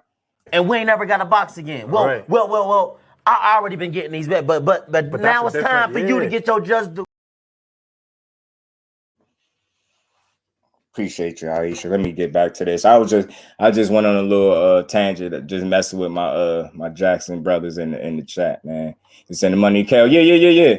Nah, I'm with it, Jonathan. I'm dead serious. Like, I ain't one of them, and we definitely could do that. Like, that's definitely a friendly bet. Whenever they fight, I'm telling you right now, I'm all in line for that. And if Frank Martin and Shakur ever fight down the line, I'm in all of whoever was thinking that he was going to be him. You know what I'm saying? But let's get back to this. Let's hear what Keith had to say. He's kind of interesting. Like, I wonder why he's saying these things. First tweet was my how the tables have turned. Danny Swift, you and Keith Thurman will never, and I mean never, ever get a shot at the top dog. And that's me. Y'all hoe asses. It's funny that I'm saying that. Y'all hoe asses didn't want no smoke when I wanted to fight. Remember, now y'all want to fight so bad. Go keep fighting each other like before. It's funny how all these fighters want to fight now, but back then all they could say was, I haven't fought nobody. Now they're begging, looking for a check. Can't make this shit up. All these fighters that was claiming to be their own bosses were hiding behind the term call out. Now they're talking like they can fight whoever they want. Boy, y'all some pawns. Go sit down. Mike was good, I believe bro. he added a little bit more, but that's pretty much no, there's more. Did me dirty, had all these people that don't know anything about boxing trying to discredit my accomplishments. He haven't fought nobody, lies, but no one wanted to be that so-called somebody. Harry and the They Hendersons, say the that cream would be always rises to the top, and it looks like I'm the last man standing. I know y'all mad about it, but it's not my plan. This is God's plan. Yeah, man. Facts, Al. Ain't mad about it, bro. Young I don't know if billion Danny in said bed. anything to That's spark hardcore that. recall. I don't know, there's a few things. One, you didn't beat up a champion, bro. I don't think that Errol Spence would beat Sean Porter. Okay. God bless you, kid. You're blessed. Everybody knows in boxing that it's timing. I don't really like to talk really down on fighters and take away. I hate people who just treat people like, oh, this guy's washed up now, blah blah blah. There's a lot of stuff being said about me and my career, but there's an old saying that Ben Getty used to talk about, and I never got to witness it too much in my boxing career. Let me just pause him for a second. Let me just do this in sections, man, because Keith, he gonna go off left a couple times, I believe, in this interview. He be saying some things that you be like, why is he even talking about that right now? But it is what it is.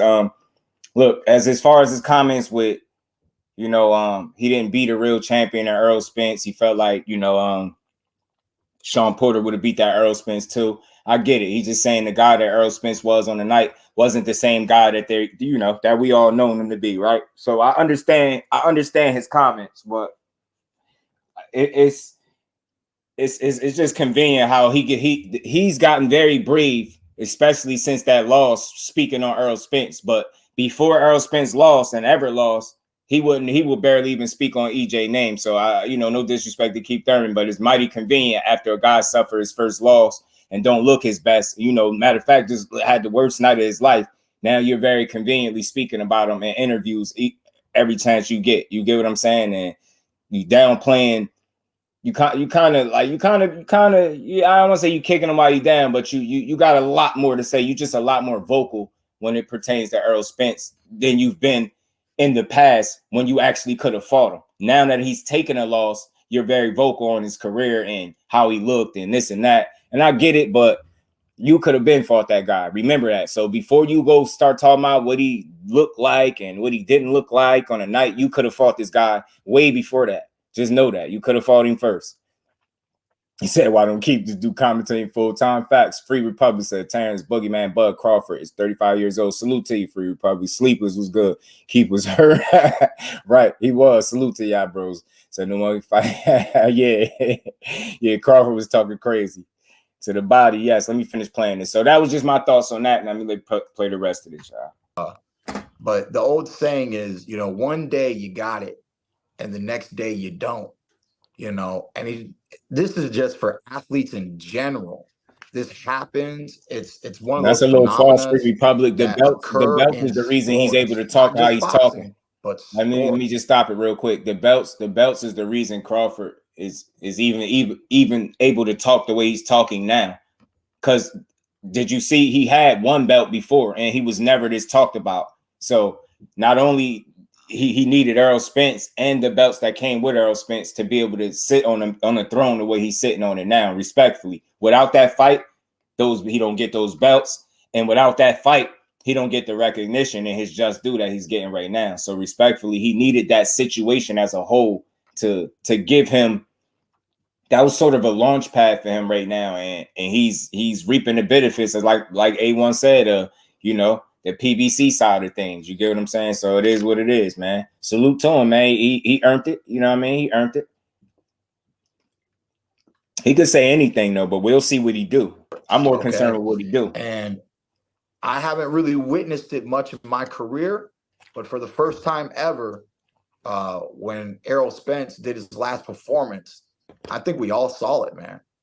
What you are today is not the fighter that you were yesterday. That's real. Greeks, what's good with the Greeks? How you feeling, bro? And it's I don't think it's his fault. Yeah, he needed to win, Free. I think injuries and life caught up to the kid. You know, I don't really think it's his fault. It just happens like that. Ben Getty told me this stuff growing up, man. Ricky, one day you got it, one day you don't. And he used to tell me this story with some of his fighters where he would tell them like, hey, I'm not working your next corner. Like he would see something and he knows like, hey man, I recommend you're done. You know, but of course they're not done. They go change camps. They make some fights happen, and they just get beat up a few times before they hang up the gloves. That is true. They just get used as an opponent. And their real career. I don't think he's gonna fight no more at 47. You know, say what you want about Keith Thurman. Y'all can say what you want, but a lot of real ones know. Marcus was good. Thurman versus that Spence. Same scenario, bro. How do you get out of the 6th round? When you got somebody who wants to prove themselves, somebody who is looking forward to the biggest pay-per-view fight of their, of their career, which Crawford did, which is what I tip his hat off to. I tip his hat off to the fact that he stayed. No, you're supposed to tip your hat, Keith, not his. You can't tip his hat off to him. You tip your hat off to him. There's two things. Thing number one. The year that they wanted me to fight you was the year that I was supposed to fight Pacquiao, and everybody knew why I didn't fight you, okay, on your end. If they didn't relay the message, they said, look, we're not mad at you. I mean, look, we're offering you this much for Crawford. They're offering you that much for Pacquiao. I mean, the fact that you're going to take Pacquiao, it is what it is, right? And just pause that real quick because you remember, if y'all remember, this ties, what he's speaking on, this ties into the tweet. You remember the initial tweet from Terence Crawford when he said, y'all ain't want no smoke before. Now that, he on the top or whatever they want to fight now. He's explaining that the time that he was offered to fight you, he also was offered to fight Pacquiao. And pretty much he's saying that it is what it is. That's an easy choice. Like who you going to pick? You going to pick the legend over the guy the guy that's still trying to establish himself. It's an easy pick. And you're going to go with the bag. So you go that Pacquiao is a win-win, even if you lost. Like Keith lost, and if he would have stayed active, the loss wouldn't even hurt his career like that. The crazy thing about Keith Thurman's career is not even that he's lost; it's the lost time out of the ring that's hurt Keith Thurman as much as it did. It's not even a loss against Manny, and that's the crazy part. So that's him responding to Terence Crawford, saying he didn't want the smoke before, but now that he's on top, people begging for a check. He's letting him know, look, he was offered that fight, but it was also at the same time he was offered Pacquiao for more money, obviously, right? You get what I'm saying? Pacquiao obviously going to come with more money than Terence Crawford. And nobody in here, I don't think, would blame Keith Thurman for going Pacquiao route instead of Terence Crawford. You get what I'm saying? Now, after Fish Grease, what it do, family? The Barrios fight, I was all ready to fight you. You're the one who just doesn't want somebody to have a tune-up, shake off the dust, keep everything moving. You a stay busy fighter, kid. What do you got? 40 wins? I got 10 less fights than you, homie. You come from the same Olympic year, bro. Keep Thurman funny, yo. You heard him? I could have fought you any day of the week. Did you hear Keith Thurman? He said, what you got, 40 fights? Oh, this is funny, bro. Keith said you got 10 more fights than me. This dude funny, keep everything moving. You a stay busy fighter, kid. What do you got? 40 wins?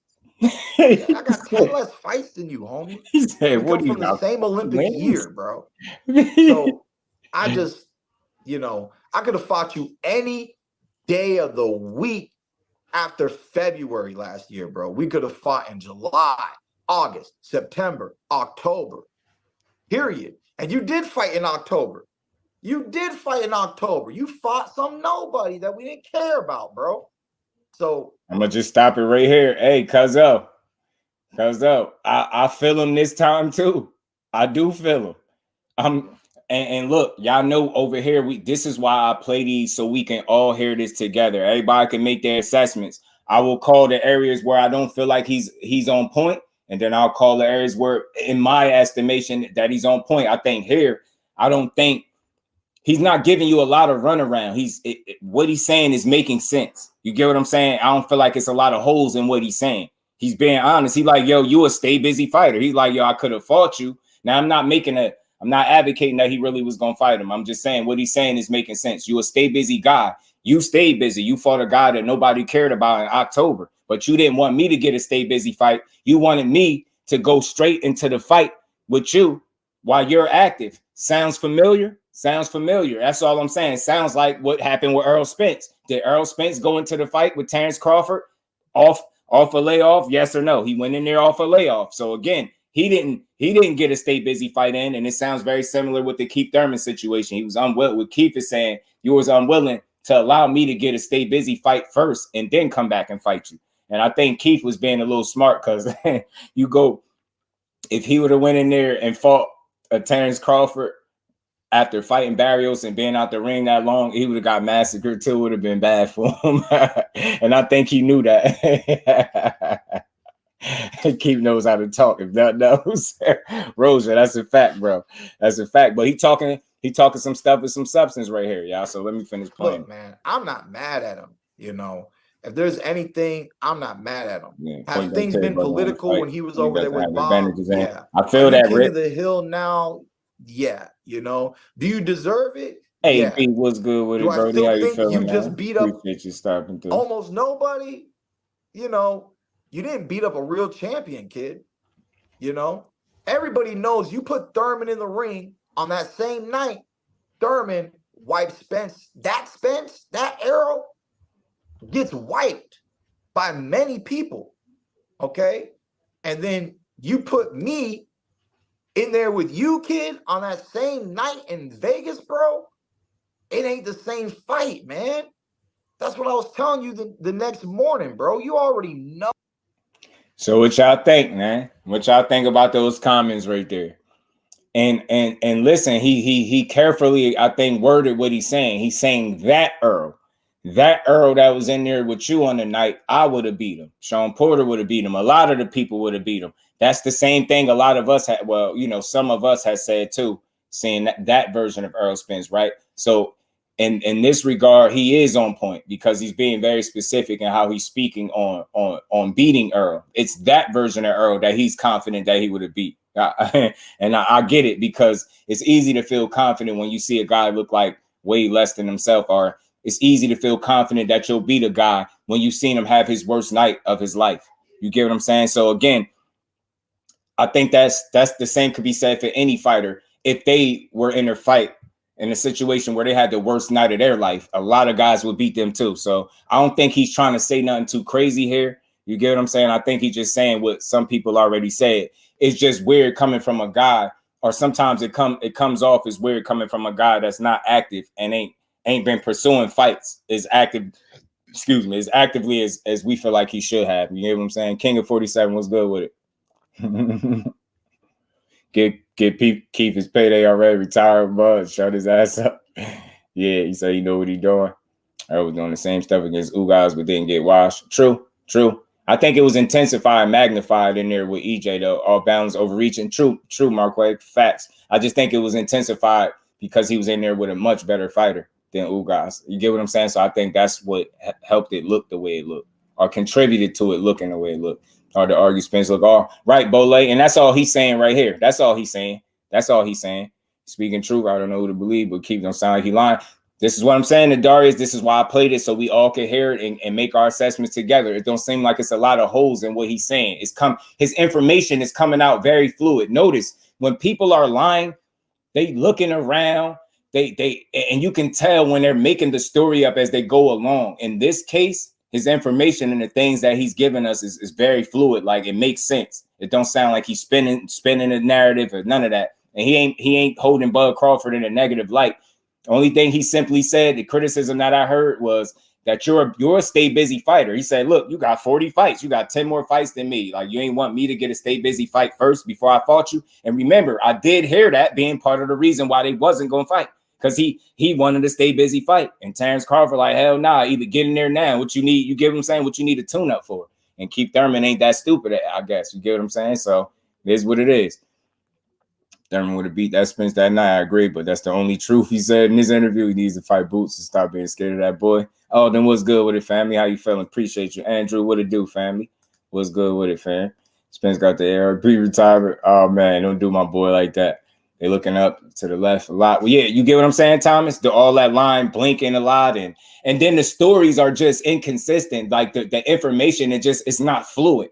And oh man, I ain't gonna even point no names out, but just pay attention. You remember I said this, man. Somebody lying, you can tell, bro. You can tell when somebody making it up as they go along. I think he being honest right here. You get what I'm saying? Salute to my bro Ricky Williams in that super chat. He said, Bud can cement his legacy by walking through these dudes. Paydays galore. Bud too good now that he beat EJ. Make it make sense. And that's why that's the only thing I wonder now, Rick. Like how much of the hunger is there now that you're fed? Like you are at the you do move like you're at the top of the mountain. So it's like I wonder what he want left out of his career. I know he said big fights, but I want to know what direction he truly gonna go in, because it seems like Crawford is not an immediate option. I mean, Charlo is not an immediate option. If he try to wait around for that, he'll find himself sitting still for a while, and I don't think he want to do that. So I do want to know what he got left to give. And we ain't never got a box again. Well. I already been getting these bet, but now it's time for you to get your just due.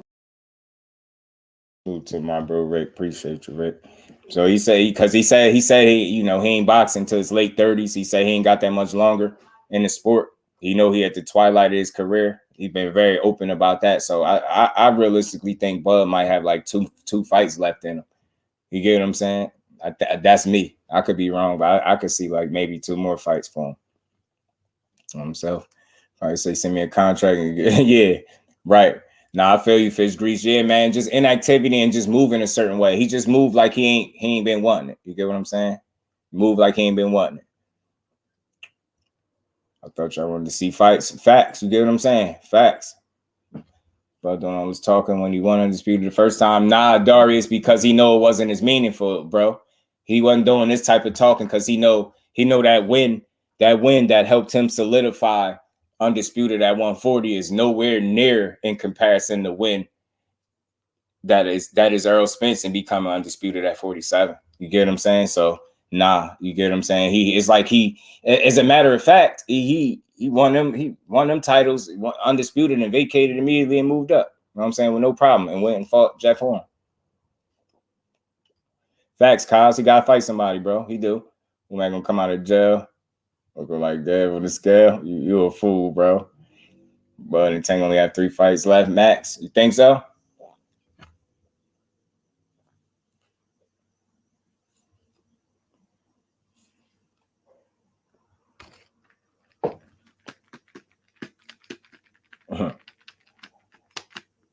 But the thing is about that, Free, Errol Spence ain't retired though. That's the thing. He ain't retired. He ain't retired yet. You get what I'm saying? He still got fights he can make and go make money doing it for sure. Who's and Thurman are good opponents. McGregor in the cage. Let me finish playing as Hondago and Spence. Both Buzz easiest fights. It's crazy, King of 47. It's crazy, ain't it? Why don't Thurman fight Boots? That's a good question. That's something I've been calling for. I mean, he keeps saying it, but at this point, I want to see it. Let me play. We're going to get through the rest of this. Y'all make sure y'all smash that like button, sub to the channel. I know people that see you to your face. I've heard you talk respect. Man, we got interviews with you on ESPN saying Keith Thurman is a tougher fight than Errol Spence Jr., man.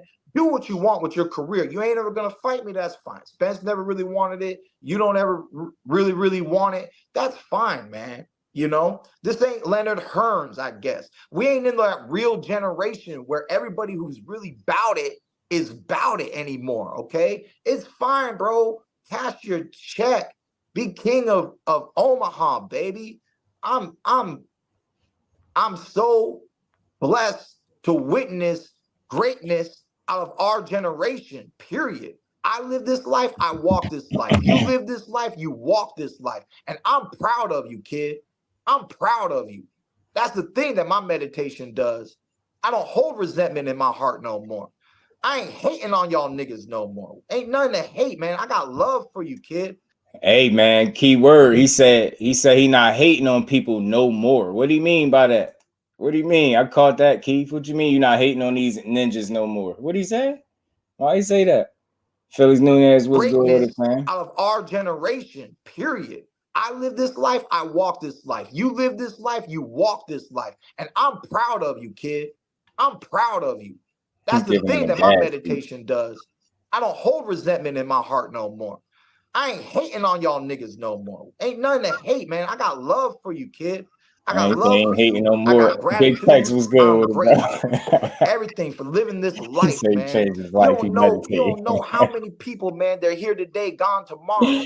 Not just in the fight game, man, but in life, baby. I lost a real one. I lost a real one just a few weeks ago. They just hosted his funeral, bro.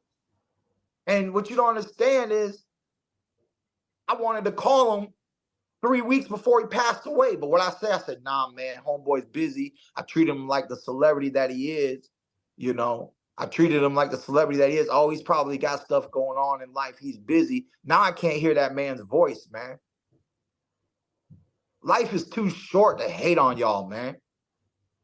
Be good, though. Be good. Be your powerhouse.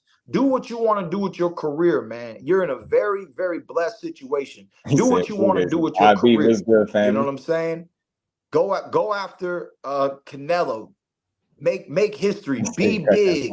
You know, don't fight the Dannys. Don't fight Thurmans. You know, whatever, kid. You know, I'm still an active fighter. I love looking for the best fights. And it ain't my fault you the best fight out there.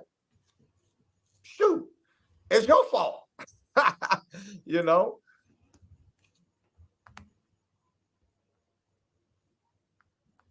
Hold on, y'all. I got an update. Salute to David World. What's good? What do you want? We want Bud versus Jamel. All right, listen, anytime I could get that fight, I'll see it. I want to see it. He ain't fighting Boots. Not too active. Boots been asking. Yeah, Boots been wanting to fight him. He said Thurman versus Tank. Just get that boy some tissue. He ain't going to make it. And look, it's been an interesting development update. Now, I'm going to start off by saying this. I told y'all whenever, if I say something and I find out that what I said is not 100%, I got to be a man and get right on top of it. So I got to salute, shout out to Frank Martin. I owe Frank Martin an apology. I just found out that it was not Frank Martin. It was, in fact, Derek James turning the fight down because of a scheduling conflict in the fight. And I hear that Frank Martin is very unhappy.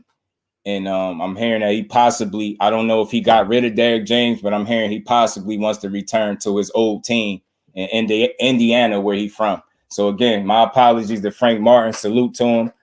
I rock with him. I hope they revisit that fight at another time and we could get it, man. Salute to Frank. Salute to Frank Martin, man. Salute to him. My apologies to Frank Martin, man. He a real one, like I thought. And I'm glad it wasn't him, but that seems like something that's definitely possible.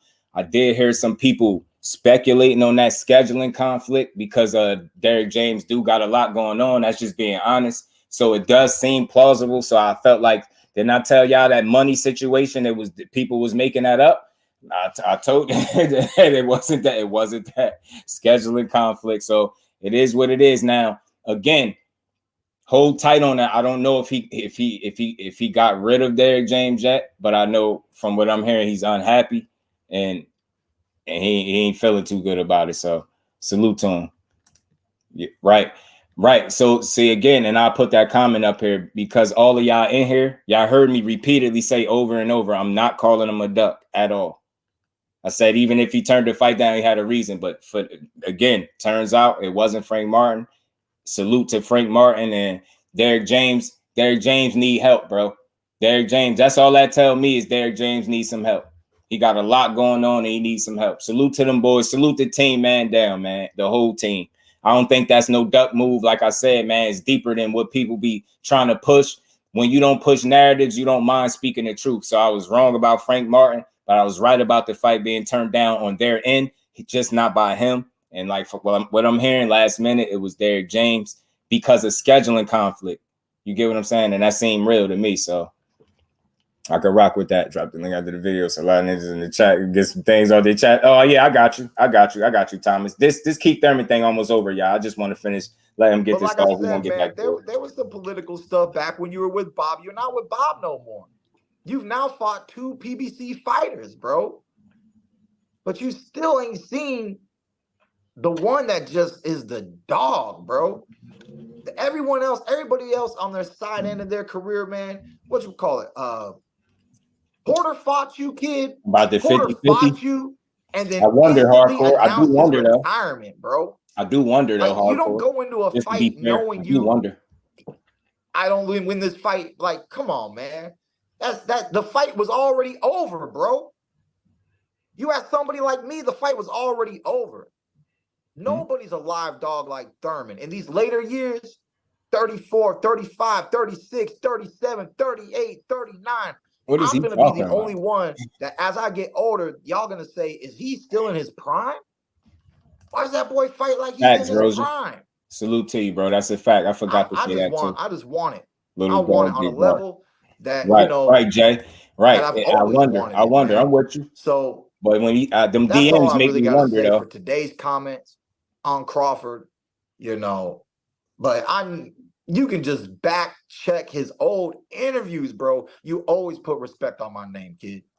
You know, and I said that you didn't really, you know, you didn't have an opportunity to fight great 147 fighters. The way you beat Sean, you stopped Sean.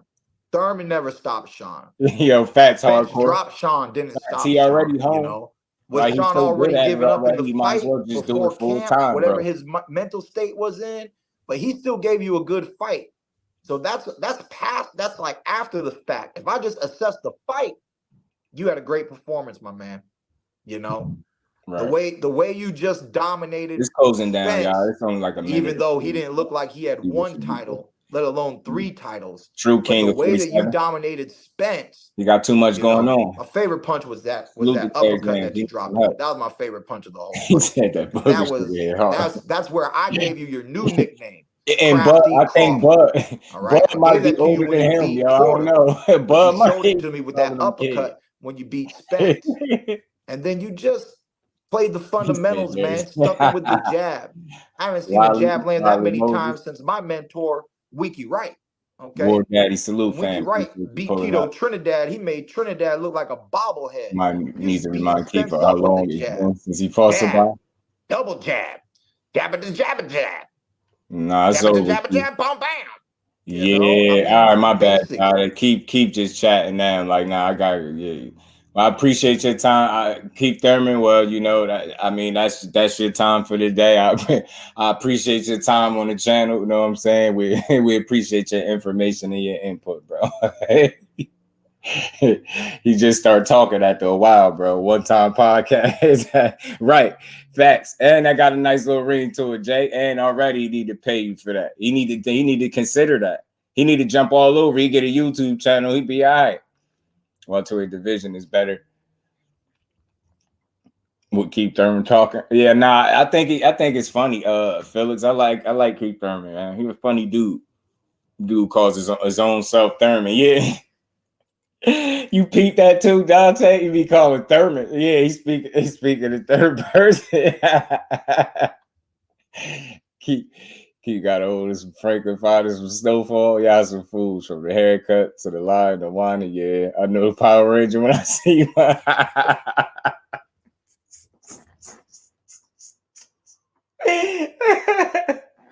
Y'all crazy, yo.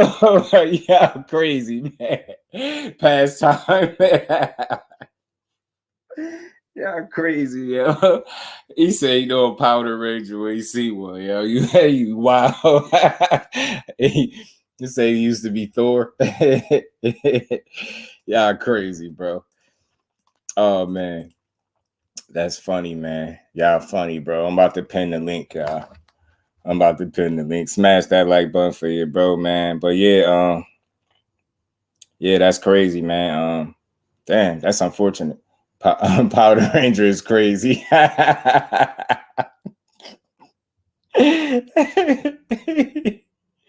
Oh man. Oh man, no need for the welterweight division to be staggered. Let Boots do his thing. Now that's a fact, Rick. All jokes aside, I don't want to see Boots held back no more, man. And if look, I ain't saying nobody gotta fight him, but I'm just saying somebody gotta get a man an opportunity. Like the man is 31-0. Come on, man. At this point, to try to say he's not ready at this point is just a sad excuse, just not to make it happen, man, and not to fight him. If you don't want to fight him, just say that. But don't keep trying to push that he's not ready and he got to do more. What more do he got to do? Win 40 fights? Like what he got to do? I mean, been getting a lot of laughter today. Yeah, Jay. Oh, I was laughing at you laughing, bro. I'm telling you, your laughter is contagious, bro. It's like yawning. I was laughing at you laughing today. I'm telling you, yo. I was sitting here thinking for a while, like some of these laughs I've been getting is worth money. Like I would pay certain times to laugh as hard as I've been laughing lately. Yeah, that's some of this stuff. Facts. Don, he got to get his shot. The Care Bears. These people, man. Oh man. Kenny Porter would be perfect for Frank Martin. Yeah, that's cool. So again, y'all, I just want to say this to everybody, and I hope everybody heard me get right back on top of it. This was a perfect opportunity for me to show y'all the difference between me and other people. I was wrong with that. It wasn't him. It was a scheduling conflict. Like I said, some of that is out there, and I'm hearing he might want to return to his old team. So we're going to see. You know what I mean? We're going to see what happened. Morning was crazy with Fender. Oh, yeah. That's when I was laughing. I laughed the minute you started laughing, because soon as he spoke, you started laughing, and I started laughing immediately. I said, because I didn't expect that. It was funny. Right. I don't get it, Rick. I don't get it. I don't get it. I just don't get it. I've never seen nothing like this before. It's so easy to just be neutral, be unbiased, just be straightforward, just push, you know what I mean? Just have a good conversation. That's what I do. You know what I mean? That's what I be aiming to do every day. Frank should have came out with that. Yeah. True. But look, the last part of Darius is simply because of the situation and what happened. You get what I'm saying? So I don't know how solid that is, but we're gonna find out. You get what I'm saying? But I will say this: it is being reported that he is unhappy. And again, salute to that man. My apologies for him. He didn't turn down nothing. So like he said, he ain't duck ish, and he didn't. And nothing about Mayweather. Right. All BN Boxing News. What's good with it, bro? How you feeling? Why you would think Frank throws hook? I don't think it's that, Jonathan. I don't think it's that.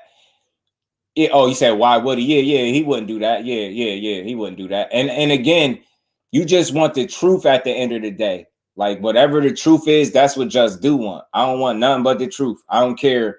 Like however somebody end up looking when the truth is told, that's for them to worry about. It's just my job to try to get to what the actual truth is and get, you know what I mean, the most accurate, valid information that I could get on whatever it is we speaking on. And I had to double back on this one, and I'm glad because my thought process of Frank Martin remains the same. That dude is a dog, and he wanted to fight. And not so much that, Felix, but he's not happy with the situation that happened and the cause of it. You get what I'm saying? Because I think it allows him to look a certain way. And that's just me guessing. That's me guessing that part. Why he would feel some type of way. You get what I'm saying? Because a decision like that last minute makes him look a certain way. You get what I'm saying? That allows people to talk crazy a little bit. So you get what I'm saying? And again, that's an opportunity of a lifetime probably for him. And he probably wanted it 100%. See, that's why I like him, man. Right, hardcore. Right. Mm-hmm. Right. Again, I don't know, man. I can't.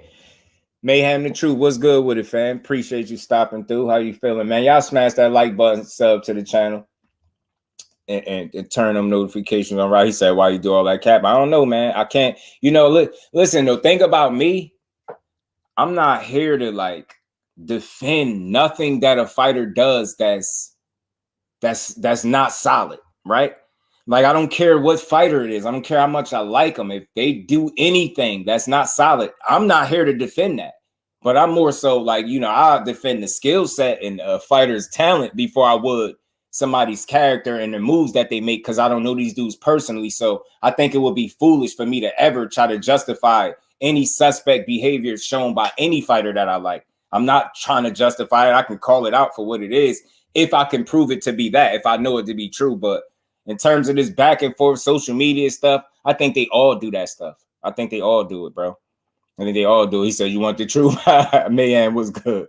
Buckle up, boxing talk. What's good with it, fam? You know what? Where's Mar?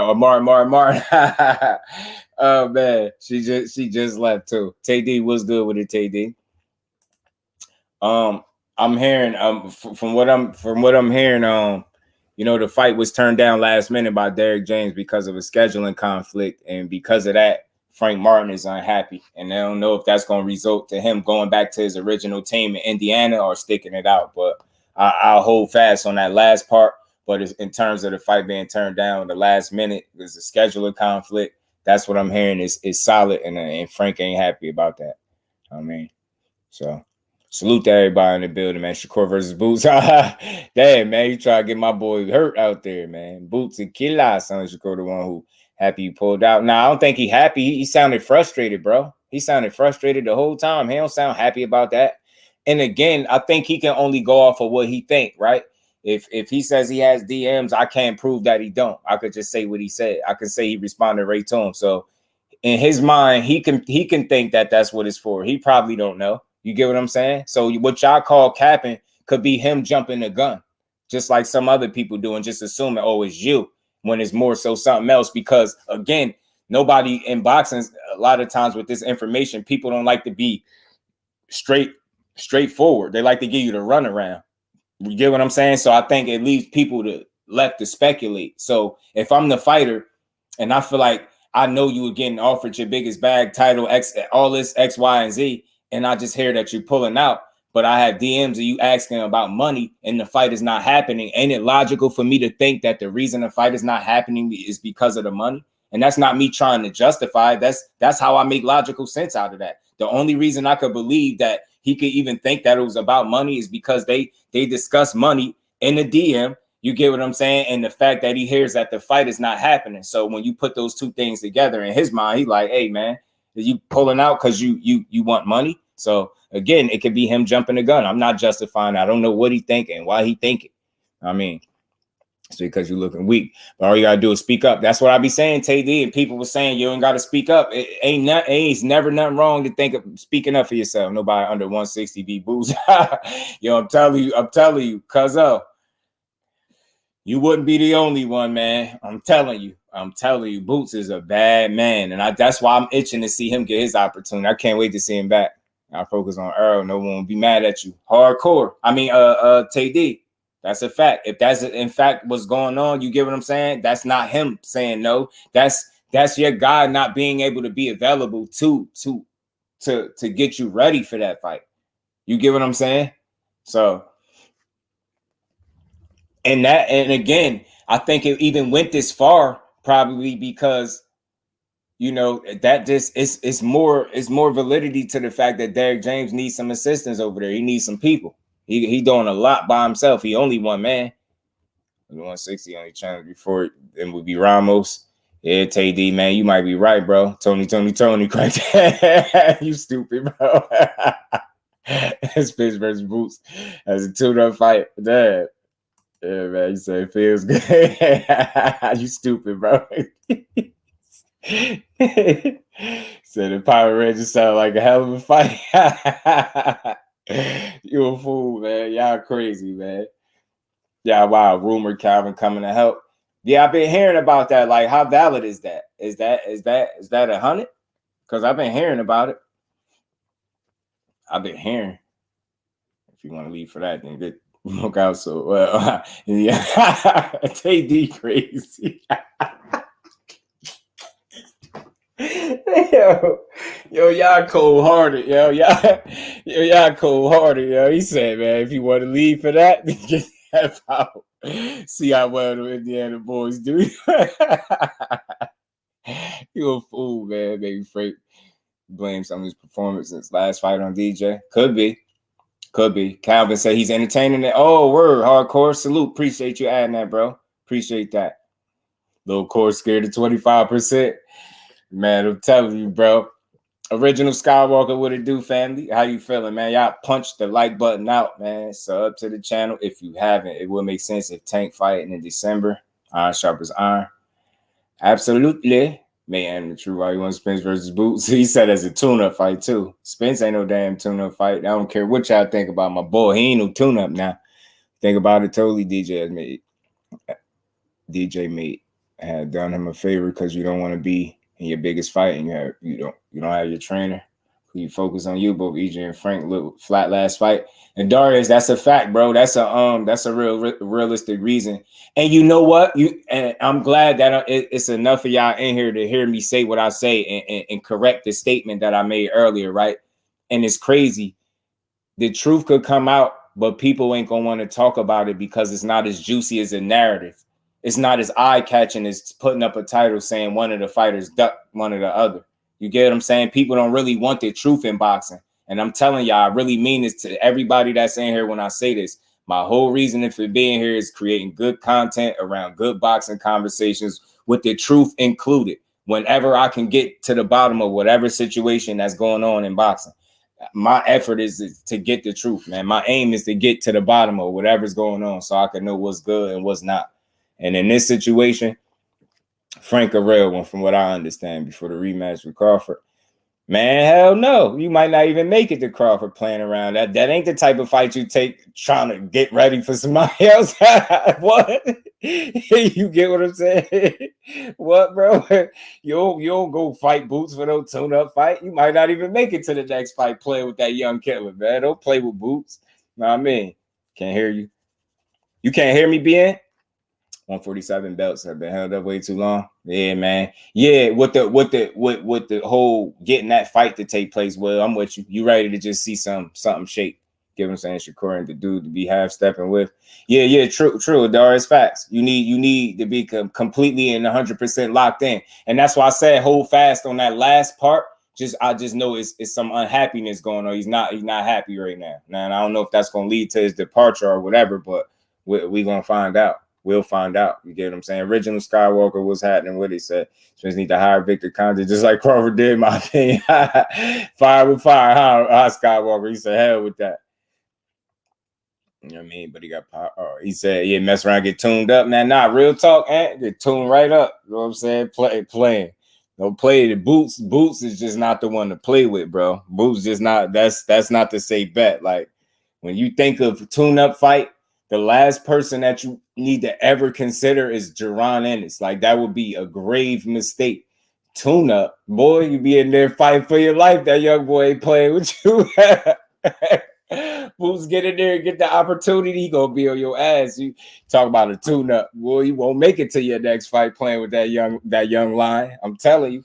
I believe in everything that is Boots Ennis. And I tell you, I think everybody that don't believe that he's the goods is going to believe it in due time. And the minute he get an opportunity, and it's crazy. Some people might have to see their favorite fighter or one of their favorite fighters get beat up by him to realize that he that guy.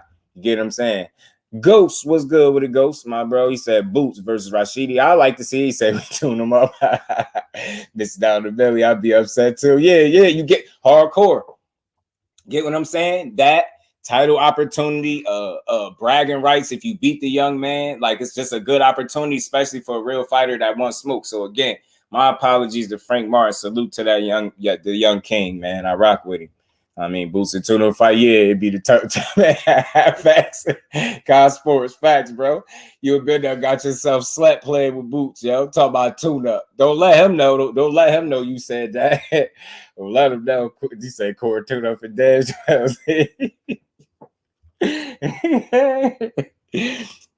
Shakur beats Boots. Shit, man. I'll listen.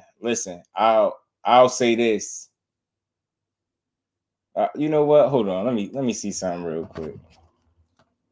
Damn.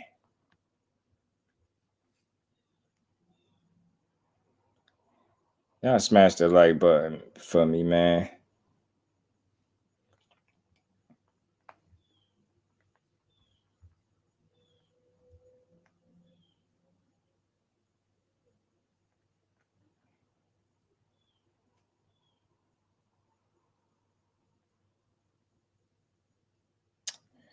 Damn, I wanted to find this interview for y'all. Speaking of Boots. Now I ain't now that's my guy, Roger, but I ain't going that far. I ain't crazy now. That'd be wild. Boots ain't playing. Like Boots way too big. Way too big. But I will say this though. He has sparred with him.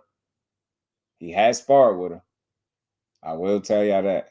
I will tell you that. He has sparred with him. I was listening to his grandfather talk about it.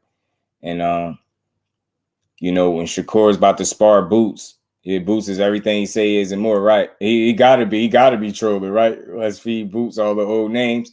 Yeah, he gonna wash every last one of them, bro. Shakur got Edwin De Los Santos, yes, sir. No, Edwin De Los Santos got Shakur Stevenson problems. Ghost, let's not act like Shakur about to go in here and punch Buddy from pillar to post. I'm telling you, about to beat Buddy ass. Nah, hell no, TD. Hell no. He just way too big, bro.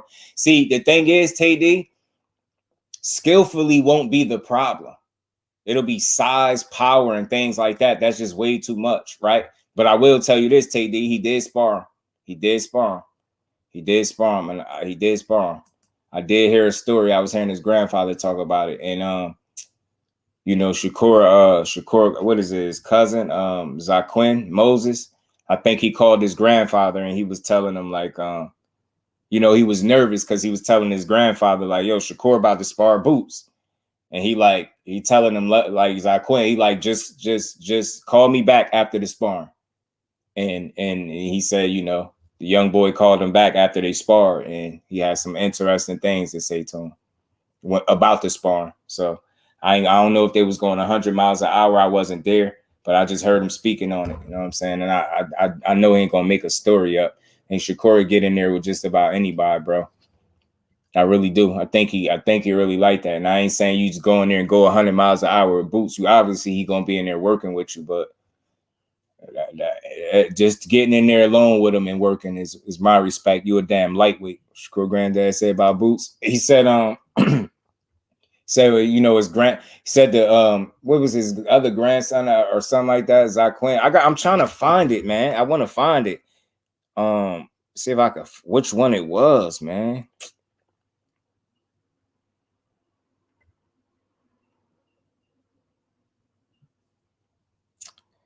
Damn, but he said Boots. He said he is, young boy was kind of nervous because Shakur was about to get in there with Boots. And he told him, said, yo, just call me back after the sparring. And he said, young boy called him back, and he said he seen the sparring and he was like, it wasn't easy for Boots to hit him. That's what the young boy was telling him. Zane, what's good with it? Big Dose, what's good with it? What's that? What you saying on what? What's that, Big Dose? Zane, what up with it, fam? Shakur admitted it. Bud whooped him. Yo, that shit was funny as hell, Roger. That was funny. So he said Bud whooped his ass. That's funny. Yeah, when I heard that, I laughed immediately, bro. I thought it was funny when I heard it. It's better to get your ass beat by Bud Crawford than somebody. But you know what's funny? I ain't saying nobody wins in sparring all the time. Don't nobody beat everybody ass, right? But one thing you never heard outside of that story, you don't hear that people around his age bracket and shit be whooping his ass. You don't hear that. You get what I'm saying? So I think that was a good learning lesson. He said he needed that. He said he thought nobody could mess with him. And he said, we can send 200 out just right now.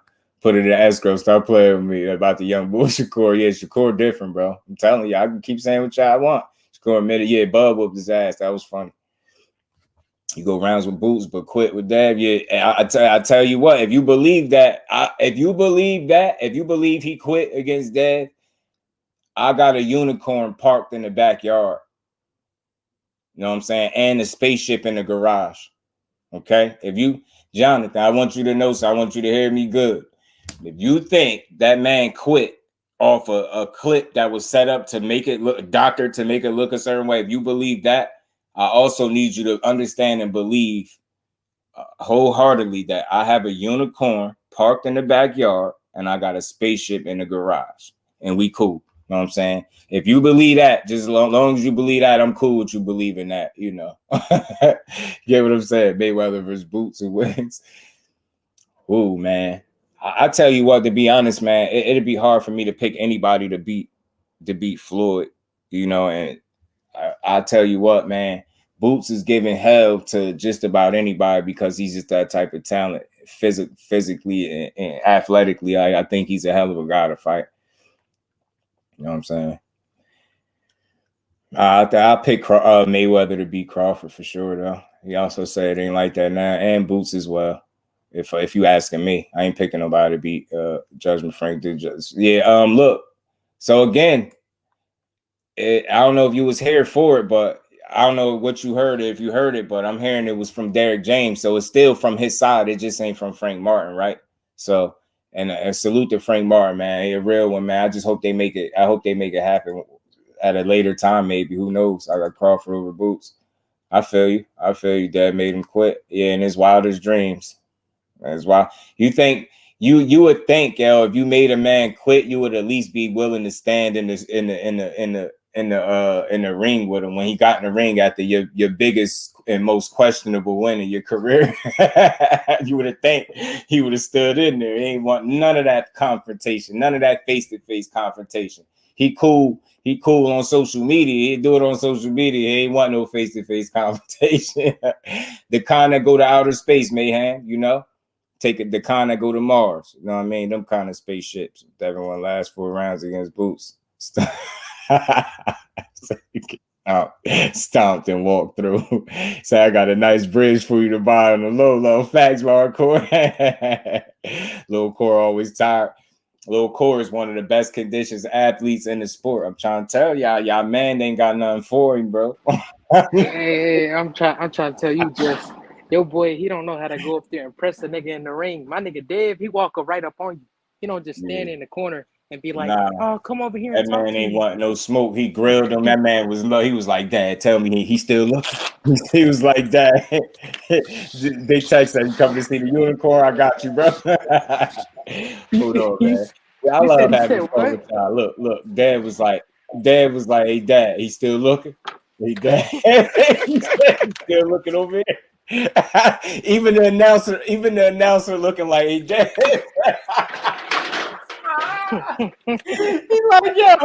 He like, hey man, so you ain't going, so you don't see me over here, huh?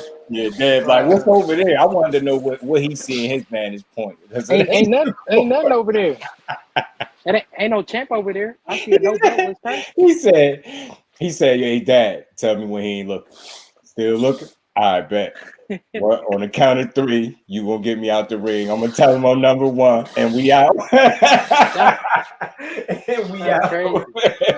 This is what boxing is supposed to be. I hope y'all enjoy the attempt to make y'all laugh, man. I rock with these dudes, but I'm gonna be honest when I say he ain't beating him at no weight at no point in their career. He just ain't. He ain't that. He ain't. He very, very good. Devin Haney is a very, very good. He's a great fighter, great young fighter. Let me say that. But Shakur, I believe, might be God gifted, might be special. You got to show it though, right? I think potential wise, it's there. I think that's what so many people see, but he has to prove it.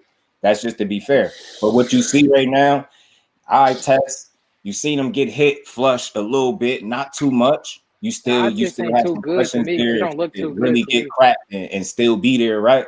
But I just don't think the list of guys that could present that level of concern in terms of putting him out, that list isn't that long. Like a De Los Santos, he fighting him next, right? He crack him, he could do something to him. He could do damage. Like he's gonna have moments in this fight. He should. But he's not going to win, in my opinion. It's going to be levels. Watch, you're going to see pedigree, separation. You're just going to see a young guy that's much smarter than the dude that he's in the ring with. And if the fight goes the way I see it in my mind, he's going to be a step or two ahead of him the whole night. Dude going to have some moments. He might get some ooh and ah moments. He might land some stuff because he can fight. He can fight, and he will go for it. And he got some good, real power. So he got power that he can hurt anybody if he crack you. But just seeing his style and I seen his last fight, like you beat up a guy that didn't offer nothing back. So that's not going to be Shakur. I want to see what's going to happen when you can't hit a guy as much as you like, but he's hitting you whenever he wants to. I want to see how you feel about it. You get what I'm saying? he going to beat this dude up, right? All that trolling. The dude went to North to troll Shakur Stevenson. Shakur live in Houston. you know what's crazy? You know, you talk about trolling gone wrong. This man in North Shakur in Houston, he talk about a Million City boy. That's gonna cost you, because y'all know after he beat up De Los Santos, I'm gonna repeatedly play that clip. Boy, I'm gonna be up here laughing 5-10 minutes straight. I'm confident if he get upset, I'm gonna come up here. I'm probably gonna cry for about 2 minutes, 2-3 minutes, and then we gonna be, it's gonna be over with. B-Dog, what's good with it, B-Dog? Shakur Chen is going to be available. He needs to work the body. Oh, isn't going to be available. Facts. That is true, Rosia. That is true. That is true. I think anybody could be hurt to the body. I think that's real. Now talk about if the fight don't go that way. Yeah, now talk about, if the fight don't go the way I think it's going to go. To be honest with you, like if we just going off of what we see, De Los Santos is a talented fighter. He's a good fighter. He got some skill. You get what I'm saying? Good power in both hands, right? He come forward. He's not the best defensively, right? I don't think he has the best gas tank, but I think with the, combination, the skill, temperament, and things he do well in there, if he can crack you, he can hurt you. And that's going to be the key. But like tit for tat, skill for skill, do I see him being able to match Shakur Stevenson skill for skill based off what I've seen from Edwin De Los Santos and Shakur Stevenson? No. But do that mean that he can impose himself in a way that would make him successful in the fight? He can do it, but it's not going to be easy. That I know. It's going to be very hard. He's going to have a hell of a game plan. All that just coming forward and like trying to blast them out, like how you try certain people, that's going to be a mistake. And again, my thing is, what's De Los Santos' approach going to be, right? Because he can't go in there and want to play chess with the chess player. You get what I'm saying? He can't want to go in there and try to box with the superior boxer. I'm just going off what my eyes telling me. You get what I'm saying? So if you're going to play chess with him, you already lost.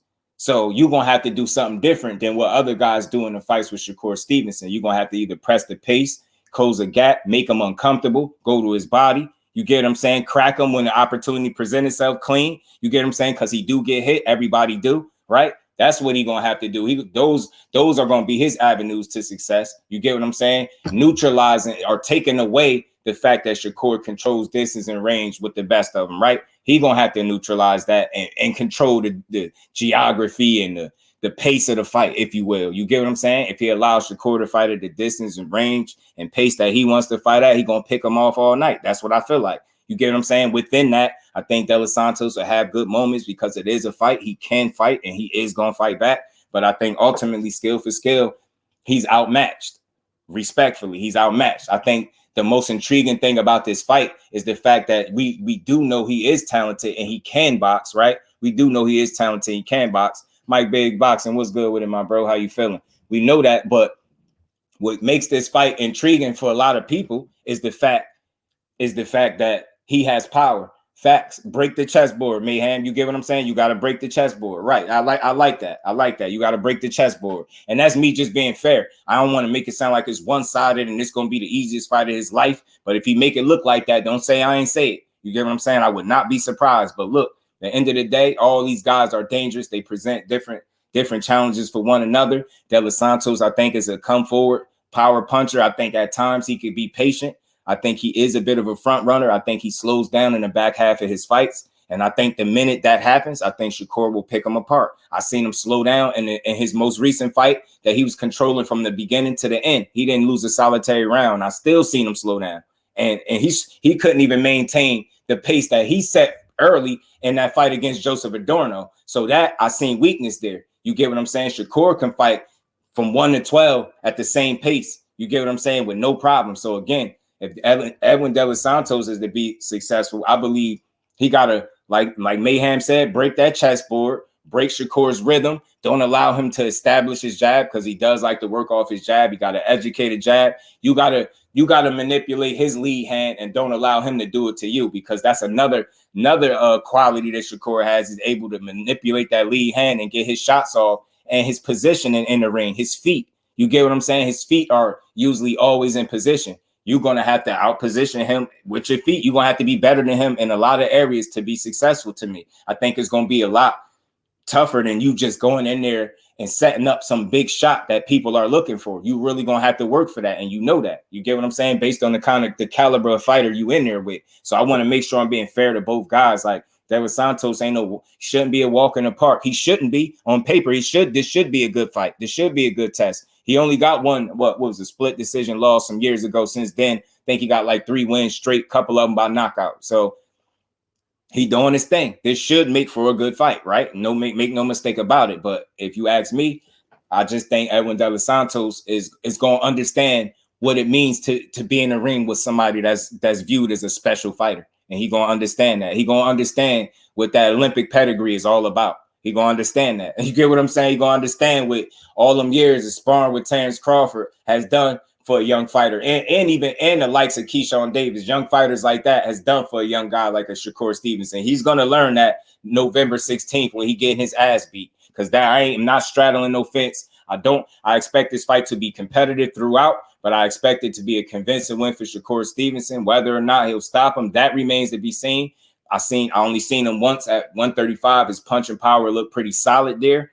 Let's see how he's able to gain the respect of Edwin De Los Santos. Because let me say that right off the bat, it is very key, in my opinion, and my estimation, in any fight for any fighter to be able to get the respect of the guy that they're in there with, right? So Shakur Stevenson, whatever punching power he do have at 35 or lack thereof, as some people still calling him pillow fist, which I disagree with, he better be able to get the respect of De Los Santos, which I believe he will. And I think you're going to see a master go to work. You're going to see a young switched on. I'm telling you, I think he motivated for this opportunity, and he going to show out. He got another opportunity to become a champion. In his 21st fight, he could find himself being a 3-division champion. That's very good for a young fighter of his caliber. And he could start cementing his name at 135. And hopefully after he get this fight with De Los Santos, he can get other meaningful fights. You get what I'm saying? Facts, Jay. Iron sharpens iron all the time.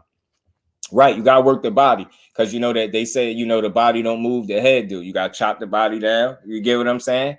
So again, that's not going to be easy though. So, because I want people to take that into account. I know people feel like that's an avenue or a lane of success that he should attack Shakur's body. That would be smart, right? You want to try to slow him down, take some air out of his tires, keep him stationary late. You get what I'm saying? Maybe that'll open up some shots later for you, some big shots for you to land later. That's possible, but let's not forget he gonna be fighting in there too. So you're not gonna just be throwing to his body and he ain't gonna be throwing nothing. You're gonna be getting countered. You're gonna be getting hit with sharp shots. You're gonna be made to think in there. And if he forced you to a thinking man's game, that is advantage Shakur Stevenson, in my opinion. I feel like he's a much more skilled boxer and a much more complete and polished fighter than the Edwin De Los Santos. All that wide, swinging wide and loading up on shots, I think that's going to get your punches slipped, and that's going to get you beat up. I think that's really what's going to happen. Let me take that down. Salute the young dad, man. I just be having fun with that, man. Salute the young dad, man. You're having fun, man. But I think that's what it is, man. I think that's how that fight going to be. You know what I'm saying? Like, it's going to be competitive, and De Los Santos going to have some moments. He might even, answer some questions about Shakur for us. We might see that. But the only way we're going to know what he's truly worth is if you get in there with guys that can push him a little bit, right? So I just want to see it. De Los Santos should be a credible opponent. Nobody should be whining. We understood what happened with Frank Martin. It wasn't just cut and dry. It wasn't a matter of any fighter ducking. Get what I'm saying? It didn't happen. The timing didn't align itself from what I'm understanding. So moving on, salute to Frank Martin. It's Edwin De Los Santos. And again, that whole false narrative that they won't work with that side of the street. Last time I checked, where's Edwin De Los Santos? What side of the street is he on? Because he not signed with Top Rank. Last time I checked, he was a PBC fighter, and Shakur on Top Rank. Seemed like the size of the streets is becoming more of a myth as the days go. That's a good reason to see this fight, because of them being on separate sides. There's a good reason to see it. So again, salute to De Los Santos. He's been trolling. He found himself in Newark one day trolling Shakur. And again, young boy said, be careful what you wish for, man. You know what I'm saying? Where it at, man? Young boy let him know, man. A young boy let him know, man. Be careful what you ask for, man. See y'all in November for real now. You get what I'm saying? And I think that's to Edwin De Los Santos. I think that's who he's speaking about. So salute to him, man. It's going to be a good fight, dude. The good Dominican fighter in De Los Santos. Like I said, since losing his only loss, that was a close loss, you know what I mean, a split decision, I believe, and I think it was with William Foster or something like that. And he gassed in the fight late and lost on the cards. And since then, he's been on a little win streak. So I don't want to hear that this is not a credible opponent. We've seen what he did to Rayo. We've seen what he did to Adorno more recently. The dude can fight. He is talented. You know what I'm saying? He's not without skill. He's not just some mindless power puncher, right? But I just think it's levels in boxing. And I think when you see Shakur Stevenson typically perform in the ring, that's usually what he displays. That's one of the first things you're able to identify before you even get to breaking down the nuances of what he's doing in the ring, is that is levels in there. You get what I'm saying? You're going to see that.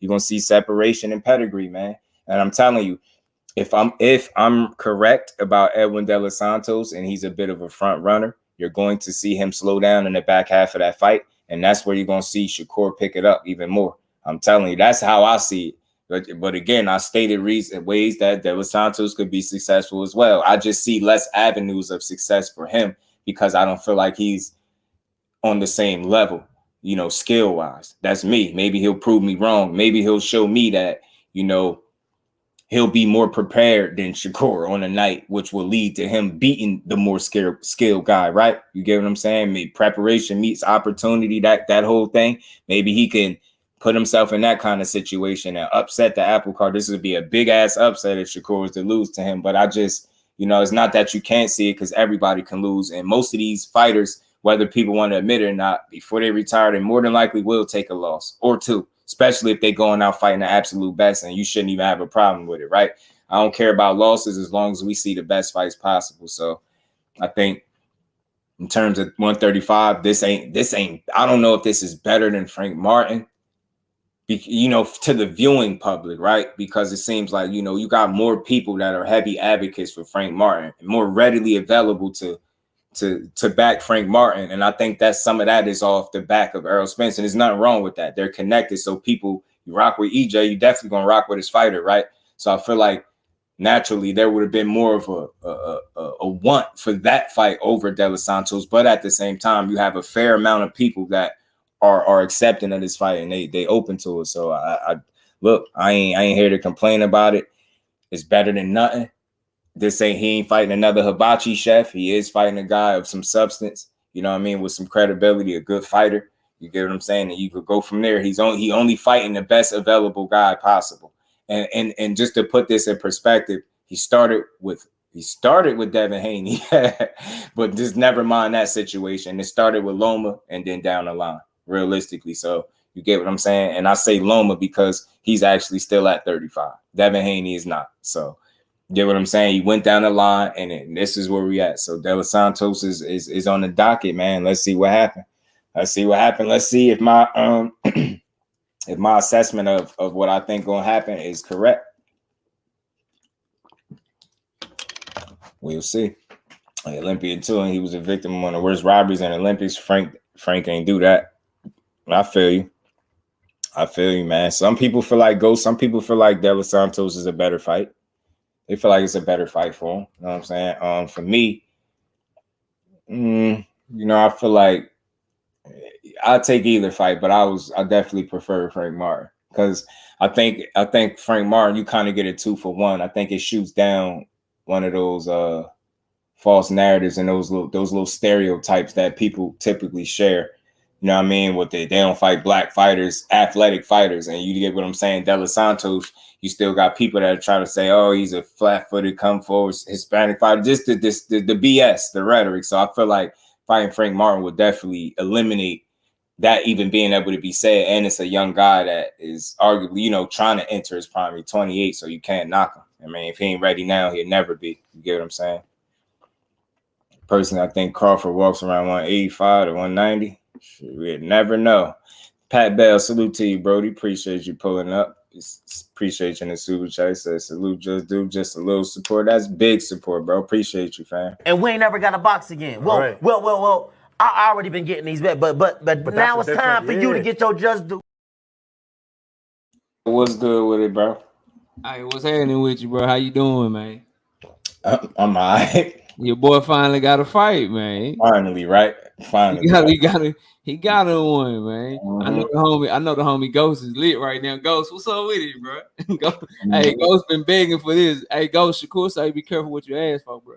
Right. He said, "Be careful, man. Be careful. Be careful what your boy asked for, Ghost. Hey, Ghost, I know you lit right now. Ghost gonna tell y'all that Edwin gonna knock Shakur out in the first and second round. Let Ghost tell but Ghost gonna ride. That's my homie. Right. Ghost, you supposed to ride like that though, bro. Right.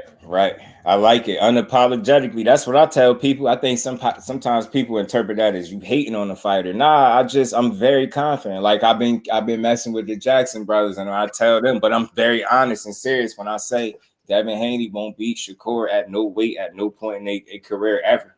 And I can't wait. I just wish I could snap my fingers and get that. There's no fight in all of boxing that I am more sure about the outcome of than that. When it comes to fighters that are looked at as top dogs, there's no matchup that I'm more convinced that ends in one way than that fight. It's just I know what I see. I just don't know how people don't see it. Like I try to say, I know it's hard to separate the fact that that's a guy I rock with, but it's deeper than that for me. Like when I say I watch somebody since a teenager, and you see the progression, and you see, you know what you're seeing. Like I don't feel that. I don't see that same level. I don't see the same pedigree in the ring with y'all guy. I don't see that. I don't see him constantly. Just look at the difference in how the fights play out.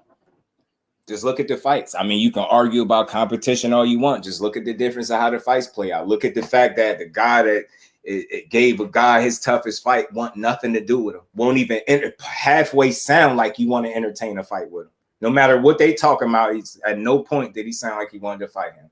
So disappointed. I swore we was getting that fight. Damn it, Loma. Yeah, I knew you wasn't no Matrix. Hey, listen, bro. Loma been in the ring. Loma been in the ring with Shakur when Shakur was younger, bro. Loma knows, bro. He said that's what he said. That's his mistake he made. He said trying to spar all these dudes. He said he really think that's the issue, sparring with these dudes, and they feeling like, nah. That, and again, he be keeping it real. I get it with the risk, high risk, low reward, but it's like, this is boxing. Like, what could he do about not generating the kind of money that Tank do? And then when you look at the Tank, how many of those do we have in boxing? So he doing right. He talking. He rubbing people the wrong way. It's a lot of people rooting against him. The thing that he doing is, so Shakur got a fan base, right?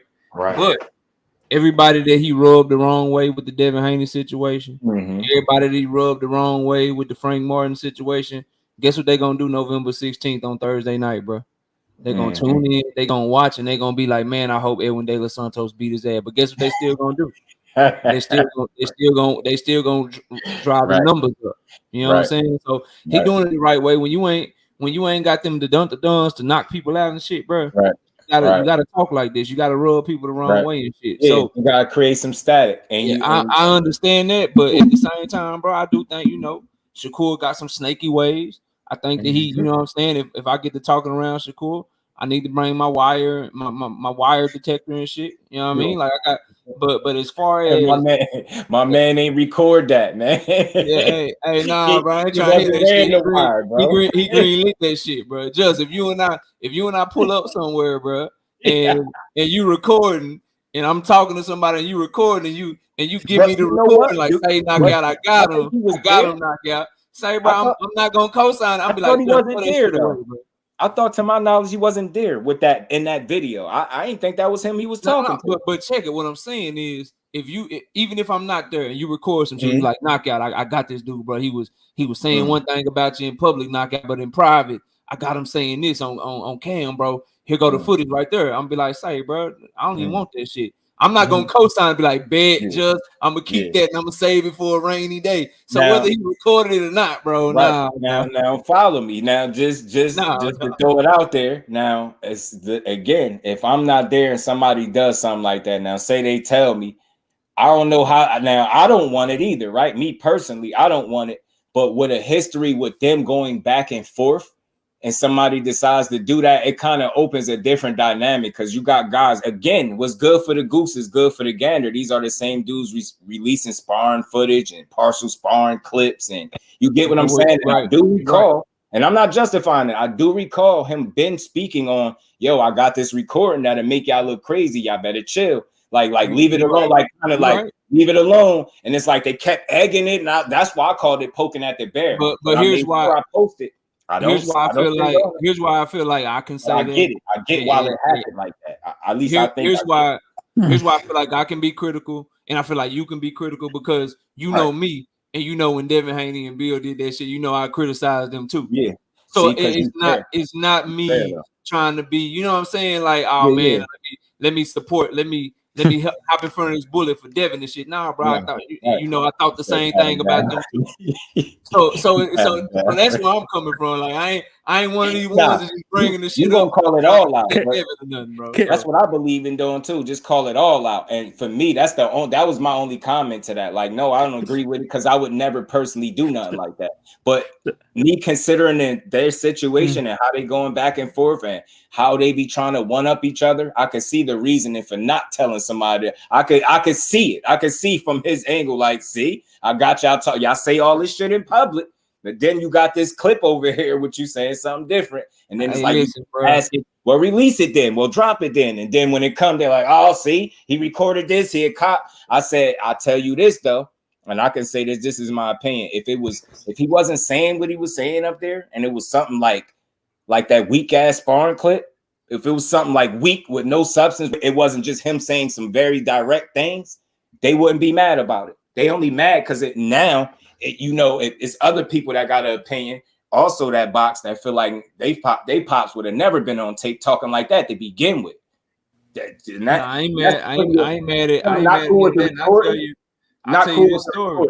But I'll tell you this story, bro. Like for me, dog, like I kind of understand that sentiment because I work in corporate America and stuff, and I can tell you I learned from in my early 20s. I got screwed over one time. From that moment on, the lesson I learned, bro, when my manager, when somebody called me into a meeting, bro, I'm recording that conversation, bro. Right. So I get that point of if you know you in there with somebody that ain't got your best interest at heart, that they might be. So I get that part of it, bro. So I ain't mad. I just wish that it didn't happen that way, bro. Yeah, not that way. That you don't want it to come out that way. I hate when it goes personal anyway, because it goes further away from the actual fight. I hate that because now it's like we're not talking about the right stuff. You get what I'm saying? So I seen it, and it's like, don't get me wrong, I definitely laughed immediately. I laughed. I said, see, because I felt it coming because I was following it. I'm like, they really trying this dude, and they winning this social media battle right now because people, I see the comments and I'm like, it's gonna take it. And I seen them comment like, yo, I got a video, or you sounding crazy, or your pops talking crazy, something like that. And they kept saying it, and it's like a while later, then it came out. So I'm like, damn, karma and shit. Yeah. That's what I look at that as. Like, it's not cool. The act of recording anybody without them knowing is not cool, whether it's. But then when people start saying Fed stuff, I can't really go that route, bro. Ain't nobody go to jail. I'm not gonna mix the streets. Like, that's just weird. I'm joking, bro. I'm joking. It's just jokes. Yeah, that's just some sneaky shit to do. Now, some people dead serious, like, nah, he's a Fed. He's a Fed. I'm like, yo, who went to jail, bro? And did he do it? That's why I say people place blame the wrong place. I don't even think that came from. I wonder who the hell posted. I just end up seeing it, and I snatched it from myself. I'm gonna tell you fair criticisms of Twitter. Here's some fair criticisms of Shakur if you're being fair. Number one, he gotta get off of this I won't fight Keyshawn Davis train. Number two, the recording stuff. And number three, the social media and all that, bro. Just like you gotta know what to say, what not to say, and everything don't need a response. You don't need to respond to everything. And I'm gonna say this, just in knockout, it's more about, I think it's being young and dumb when it comes to this, like this type of stuff. I think it's young and dumb, not Shakur's father, but Shakur himself. It's young and dumb. He doesn't know. He's still getting used to this stuff, and now he's learning not to say certain things. Growing pains. Yeah, growing pains. He got, growing up to do. 26 years old. I look at myself at 26. I definitely had some growing up to do because I definitely the shit that, and I'm gonna be honest. I'm just being honest. Maybe y'all different. 26. I know I definitely would have said some shit on social media that I won't say now.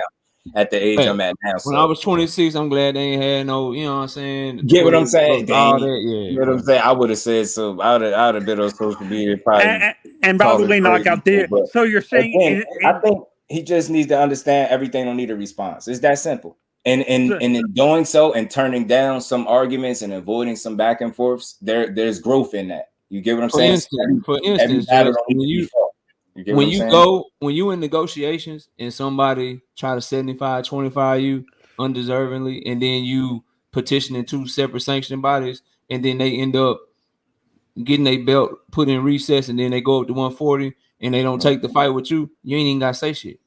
That in that situation, you ain't even gotta say shit. In this situation, when you get ordered to fight somebody and y'all come to an agreement to fight and they pull out of the fight, but that same team send you another fighter from that same PBC that does accept the fight, you ain't even gotta say shit no more, dog. You ain't gotta talk. You ain't gotta talk no more. Not to real ones.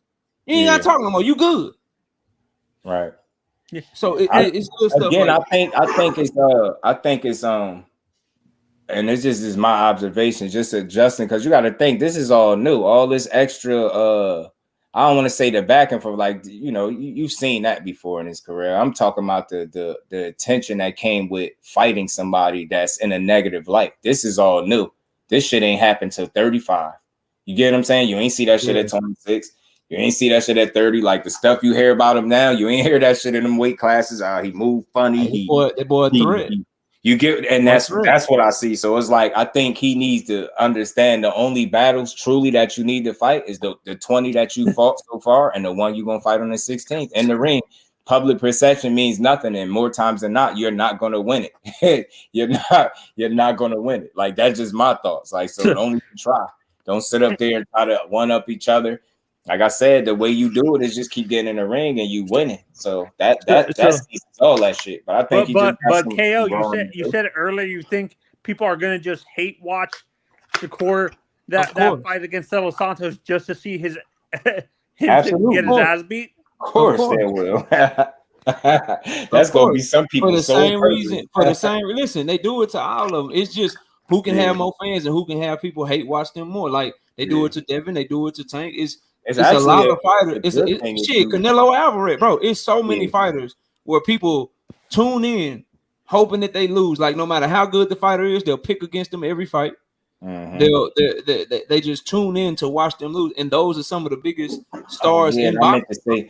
Speaking to Mike Tyson was KO. I wanted to say like, and I get y'all like with the. I've even said this when it comes to them two. In my opinion, I feel like they won't look at fighting each other as a realistic option unless push comes to shove. And I think till they get to a point in their career where it makes sense for them to fight. I think right now, like say for people making it seem like they should abandon it and fight now. Who the hell really want to see them two fight? Especially with people saying Keyshawn is not that good, and what people say about Keyshawn, what Shakur is totally different. So again, why the hell would you want to see him fight a guy that's not that good? That's people telling on themselves. So I guess Keyshawn a little bit better than some of y'all haters. Let me know. And then the other point I was gonna make, I don't know how you feel about. I don't know because what I hear personally about from somebody that know them, they grew up together. So it's like it ain't like I just met you. You know what I'm saying? And we just got real cool. And I'm like, that's my brother. I ain't fighting him. That's all cool. I'm hearing like Bud would make them any closer type deal. That's what I'm hearing. I don't think that they should fight right now. I would never say that. I don't think they should fight. What I'm saying here, bro, I think they both cold with it. Yeah, and they in the same weight class, and they gonna be in the same weight class for the rest of their career. So what you're telling me is that my eyes are getting undisputed or a unified fight at 135. Them hoes gone because Keyshawn and Shakur gonna probably be champions. They get to 140, they gonna be champions there too. So them hoes gone there too. They get to 147, they gonna be the truth there too. So that's what I'm speaking to. The fact that these two fighters are in the same division, they gonna they're gonna be in the same division for the foreseeable future, moving up together probably. And if they as good as Miss Just Do thinks, the homie Dante Hall Boxing Talk, we're gonna have guys that are world champions at the same time that's telling us that they ain't never gonna fight each other. Which, if that's the case, bro, then I want them to stagnate that shit. I think they need to be in different weight classes, bro. Then I wouldn't even be tripping. I wouldn't even be tripping. But if you're gonna be in the same weight class, dog, I'm not trying to hear that type of talk from two dudes that I think gonna be at the top of the game, bro. And I think it come like some push come to shove. Like I said, I think it'd have to make sense where they could then look at the situation different. You get what I'm saying? It definitely, because and then money talks, man. People say a lot of shit, but at the end of the day, it's like I think what Ash be saying, if that's really your brother, then make some money with him. And it's like you look at it, that's not your blood brother, so it ain't like Jermell and Jamal fighting. But I get it. Or really got history with the guy. But at the end of the day, let's just say if it made sense and that money is lining up, like what do you do then? I think they at least consider that situation. At least Vlad. Don't forget Vlad and his brother. They promised their mother not to fight each other when they were championships. Nobody. That's almost like selling out, like blood brother. But again, I just added that because I try to understand. Why is he so adamant? Because it's no fighter I've heard him be adamant about not fighting outside of him. He said that's the only name. He said outside of him, everybody I'll fight it. I'm like, and I keep hearing them say that, and then I spoke to somebody that know, and they like, yeah, them dudes really came up. So I'm guessing that's where that came from. So again, push come to shove, man. Money talk, bro. Situations change things, so you just never know. You just never know. Hey, I just want to. Since Bole, what's good? My bad, bro. Oh, it's all good, man. This is your channel. I just want to cut in, man. I'm just this is the only moment I could get to slide in. You had that link up there a long time. Trust me, I've been waiting on this one. To me, this fight, talking about Shakur and Edwin De Los Santos, this is where both ideals match up, and we gotta assume. I'm assuming that this fight's gonna happen. They said it hasn't been signed yet, but they've agreed. Now we heard this before, right? We heard this before, so I'm hoping that's the case. But the ideals match up. Like De Los Santos already got a loss. He's not of the same commercial value as Frank Martin. He needs to shine. He trolled Shakur really well for a long time. So I'm glad that he got this fight, and he's actually a good fighter. He improved from that. William Foster was a tough fight. I remember watching that fight on Showbox. That was a very cagey fight. It was a fight that had to do a lot with foot positioning and a lot of the stuff that Shakur is probably going to do. But he did okay. He just did. It was a split decision loss. There's no shame in that. And he came back and he gave us one of the best fights. So I'm excited for this. I can't wait to see it, man. That's all I wanted to say. I don't need to add it. I don't need to add too much more to that. But this is what I'm saying. This is what I was saying before the other day about, sometimes you just got to wait and see. Because, I just wanted more information before I go out there and accuse somebody of something. I just want a little bit more information before I jump off that ledge. Right. If it was a more serious issue, like let's say it's a crime and not boxing, let's say it was a crime and you have all this circumstantial evidence, you're not going to convict the man in public. Right? He deserves. There's a certain amount of due process, certain amount of information. There just wasn't enough information. That's all I was saying. That's why. That's all I'm saying. It's all how you present what your opinion is too. Because I'm always one of the first people that'll offer that up. Like we don't have all the information, so I can't sit up here and talk like I do. I could only go off of what's out there, and from what's out there, you get what I'm saying. Like we always know it's a possibility that might not be 100, but again. It's about having a conversation about what's out there. We all usually be hearing the same stuff. So you get what I'm saying? That's how it starts to evolve into being the truth or not being the truth. And we'll speak about it, I think, over here accordingly, based on the information that's in front of us. Like as it move on and more stuff come out, you just speak about it. And I think if you jump the gun, the problem is it's not just jumping the gun, it's that people will do it and they won't correct the mistake. They'll just leave it. So you get what I'm saying? You just jump out the window and just leave it there and just go on to the next topic. Like, nah, you gotta get back in front of that if you say something that wasn't all the way right. And Boulay, the issue with that though is it's the people who hate Shakur are gonna create their own negatives, and his hardcore fans are gonna create their own narratives, and there's no middle ground. There's not really a middle ground. I don't think he's as hated as you think. He's not up to that level yet. You know, I think I think a lot of people social media and like I just think it's you get what I'm saying. He's not. You're saying he doesn't have the cachet as Tank right now. No, I'm not talking about Tank. I don't think he's hated yet. I just don't think he's that hated. I mean, they don't like him and they like him at the same time. He genuinely got a ton of people that's coming there because to support him, see him win, and then there's a ton of them, in my opinion, that want to see him lose. That is one of the best situations you can have as a fighter, and that's why he gonna always win. And it's so wild. That's so crazy that this dude was put himself in a position for it to be that way, and he relishes the moment. Canelo's like that too. Canelo's like that too. I don't think Canelo cares that like people Canelo hate him. It's a little different with him, right? I feel like Tank inherited some of that Floyd hate, just naturally being associated with him. Period. Like you can't tell me that's not the case. You can't tell me people naturally that you don't like him, you definitely ain't gonna like Gervonta. You get what I'm saying? So I think he inherited a bit of that. And again, if you're not being personal, like he giving you what you asked for. You get what I'm saying? Maybe you missing some names, like I said, but again, outside of that, the Charlo brothers get that hate too. Like I think the Charlo brothers get that too. They kind of you gotta first like you gotta fight somebody that people really love. Like I'll just tell you a quick story. I had a college roommate when I was almost done. We were staying in the house together, and like the guy hated Mayweather. And this was way back in the day. This is when he was Pretty Boy, before he even fought Diego Corrales. Right. And he was like, he hated Mayweather. I'm like, why do you hate Mayweather? I didn't understand. Roy Jones was still on top of the shit and everything. And the reason he hated Mayweather is because Mayweather whipped up on Angel Man Freddy, made him look like nothing. Now, so until Shakur gets, when Shakur gets somebody in the ring that somebody really loves, and you know what? Just to add to that point, he got that already, but it's crazy that it was so premature. He got it without even having to get into the ring. Just the whole notion that he even thought about fighting a certain guy was disrespectful to these sensitive ass fans that think because your guy got all the hardware, people are not supposed to go after him. At least not the real threats anyway.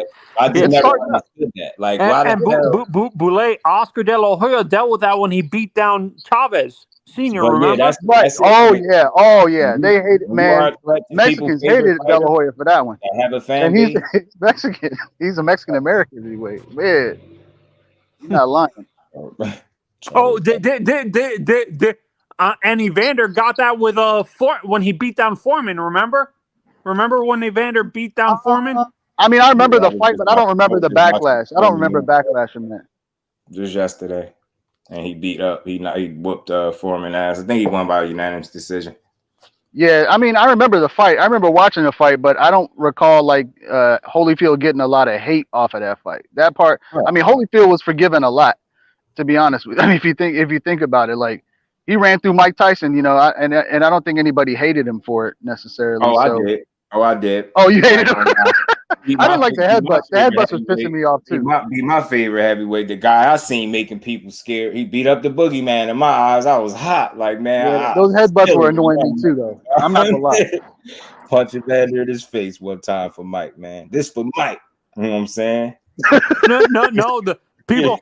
No. It's funny. It's funny. You should say, Boulay. You say you don't know that Evander got backlash. Actually, this was after.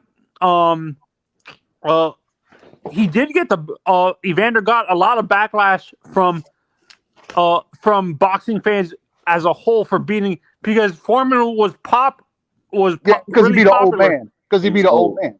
Yeah, he was old. And don't forget he had this was he won the title after that. Yeah, he won the title after that though. Yeah. Yeah, no, but what I'm saying is he got a lot of hate because Foreman was popular because of his Foreman girls. He had created those Foreman girls in the 90s and stuff like that, and it was people. I think the grills were after that. I think the grills came out in like 97, and I think that If I remember, I think the Holyfield Foreman might have been like in '94. No, the Foreman Grills came out the year before that fight. They had. Was it the year before? I don't know. I can't remember, but I can't remember when those. I think you're right. I think you're right though, because of the timing that they showed it in the that film. It was toward. I could have swore he was getting older. I believe in the movie at that point. And he done went through financial troubles and all types of stuff at that point before the people forget actually too. His boy lost all. And Boulay, did you see how many people watched Oscar's fight against Oscar against Tito to see if he would get beat down by Tito? Remember that? I was a bigger fan of Oscar at one point. He kind of started losing me after a while. Like I think that who was that he did that with? That's stupid. I think that was Tito. That fight where he took the last couple rounds off. Yeah, that was Tito. Yeah, that was Tito when he took the last 4 rounds off. He lost the last 4. I said, "Yo, why in the what kind of like dumb move? That was just dumb, bro. Like you can't half-ass a fight, bro." A big fight, like that's what that make me feel like you doing. Like you didn't do so good in the first half that you could just do that. Like I was like, bro, and it's obvious that he's doing it. I was like, yo, this some. I get it's a tactic, but I just didn't respect it at the time. I'm like, bro, it was a controversial fight, but I tell you which fight I love was De La Hoya versus Corte. Corte. Didn't he knock him out? No, he didn't. There was knockdowns late in the fight, though. It was a great fight, man. Go rewatch that. You'll love it. Great action fight. Yeah, and Boulay, I asked just this question, and before I want your answer. Do you think there's ever going to be a freak of nature type of fighter like a Manny Pacquiao where he ended his career? He started at like 105. He ended his career at 154. I don't know. I mean, it's possible. Anything's possible, man. Because we've seen Roy do it. We've seen Pacquiao do it. You know, Mayweather moved up a lot of divisions too. You know, so I mean, it's not out of the norm for something like that to happen. I mean, I think the weird thing with Pacquiao is how much power he carried up from those lower weights. But he could have been. How was that possible? How was that explain could that? He could have been malnourished. I mean, you know, starting off at like, you know, a grown man starting off at 108 pounds. I don't know if people think about that. He's living in another country. I'm just saying he probably didn't have the best diet. I'm dead serious. I'm not saying it to make it a laughing matter. The man was probably not like in a good physical condition. I mean, this man is a fool because he did. Anthony, you in the middle of somebody that's probably gonna get close to him right now, and that's Monster anyway, bro. He a 4 division champion already, and he's still 26. I mean, shit, who you see at 126? Maybe Robeezy got a shot, so you know he'll probably be a champion at 126, 130. What's that looking like? But do you think? I mean, I don't think he's gonna make a run all the way up to 154, 157. I don't think he can get to. I think he'll max out at 135 at the most, Anthony. So, in terms of divisions, I mean, we'll probably see another 6 or 7 division champion, and the person with the best chance to do it is Monster anyway. But shit, 105 to 154, bro. That's. I mean, my son weighed 100. My son weighed 115 pounds, dog. Anthony, one thing you got to consider is that those lower weights are separated oftentimes by 2 pounds. So I mean, you can sneeze and fart your way into a division. So you know, I wouldn't put too much stake into some of that, man.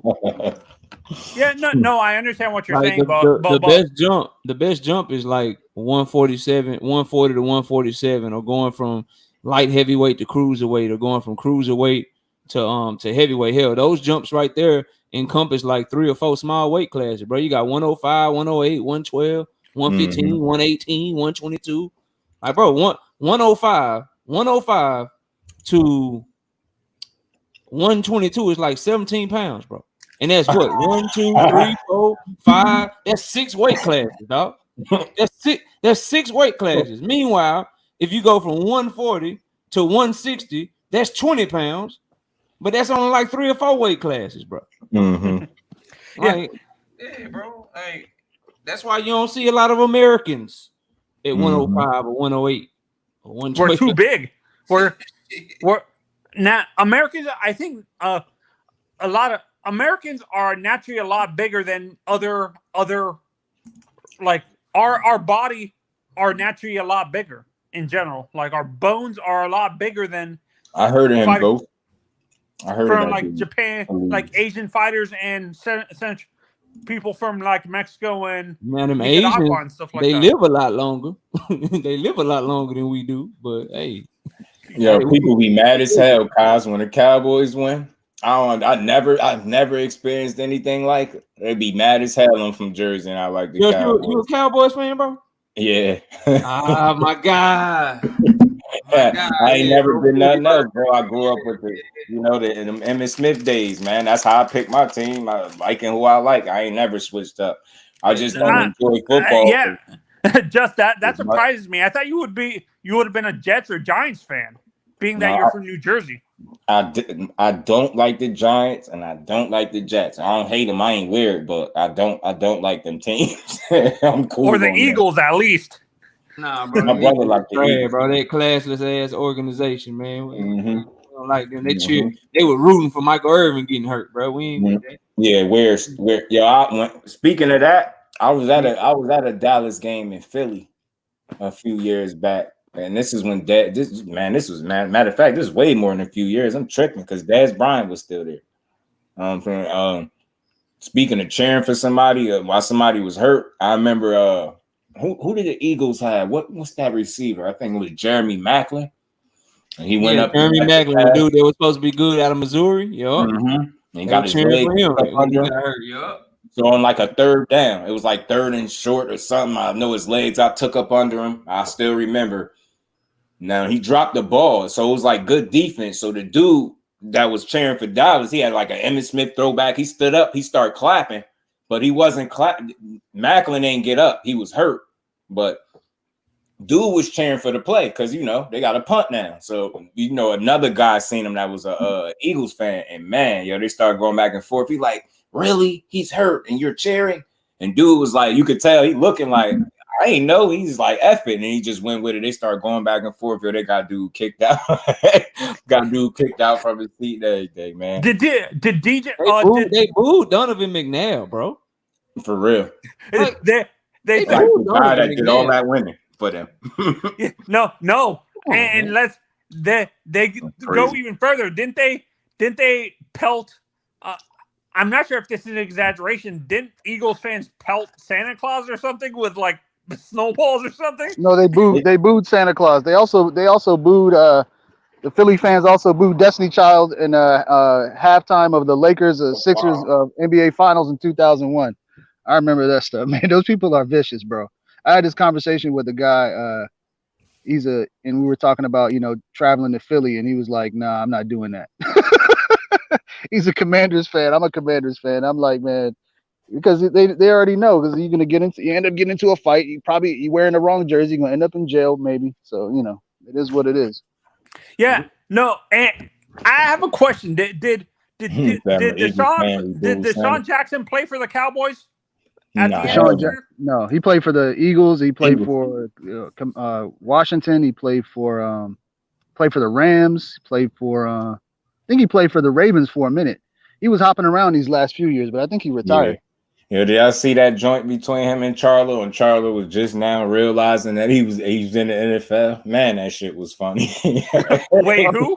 Well, what happened with Charlo? Charlo, y'all see that sit there with what was it? Brandon Marshall, Deshaun Jackson. It was Charlo. Somebody else, I forget. But it just dawned on Charlo that Deshaun Jackson was a football player. You gotta watch it, yo. That shit just funny. He didn't realize. I think I know it was I Am Athlete. It was with Fred Smoot. That's what it is. Yeah, right. That's what it is. Was it with Smoot? Yeah. Nah, it wasn't with Smoot. No. The only Washington player that I ever liked was Sean Taylor, bro. Nah, I'm a Hurricanes fan, so I know. I think if you don't like Sean Taylor, you weird, yo. It's just no other. It's no middle ground. Sean Taylor was bro. He was like Ronnie Lott and Deion Sanders, like in one package, bro. He could cover, he could hit, he had ball skills, bro. He came out of the University of Miami. bro. Like he was so cold. Like Ed Reed couldn't even really get on the field with him, bro. Like Ed Reed was his backup, bro. Cowboys fans when he returned that block when he returned that block field goal, and then the Commanders hit that game-winning field goal at the end. Was that 2006? Oh man, that was a hell of a game. Oh my goodness. EC. Silence from the Cowboys fans. You remember that game? Oh, I know you remember that. Don't say the NFL rigged, but you always in boxing talk chats like boxing ain't rigged, bro. That shit crazy. People be funny to me, man. That shit crazy. We're setting it up this year, though. He Washington versus Dallas on Thanksgiving. That some years man, we gonna do y'all dirty, dog. Washington versus Dallas Thanksgiving and the last game of the season.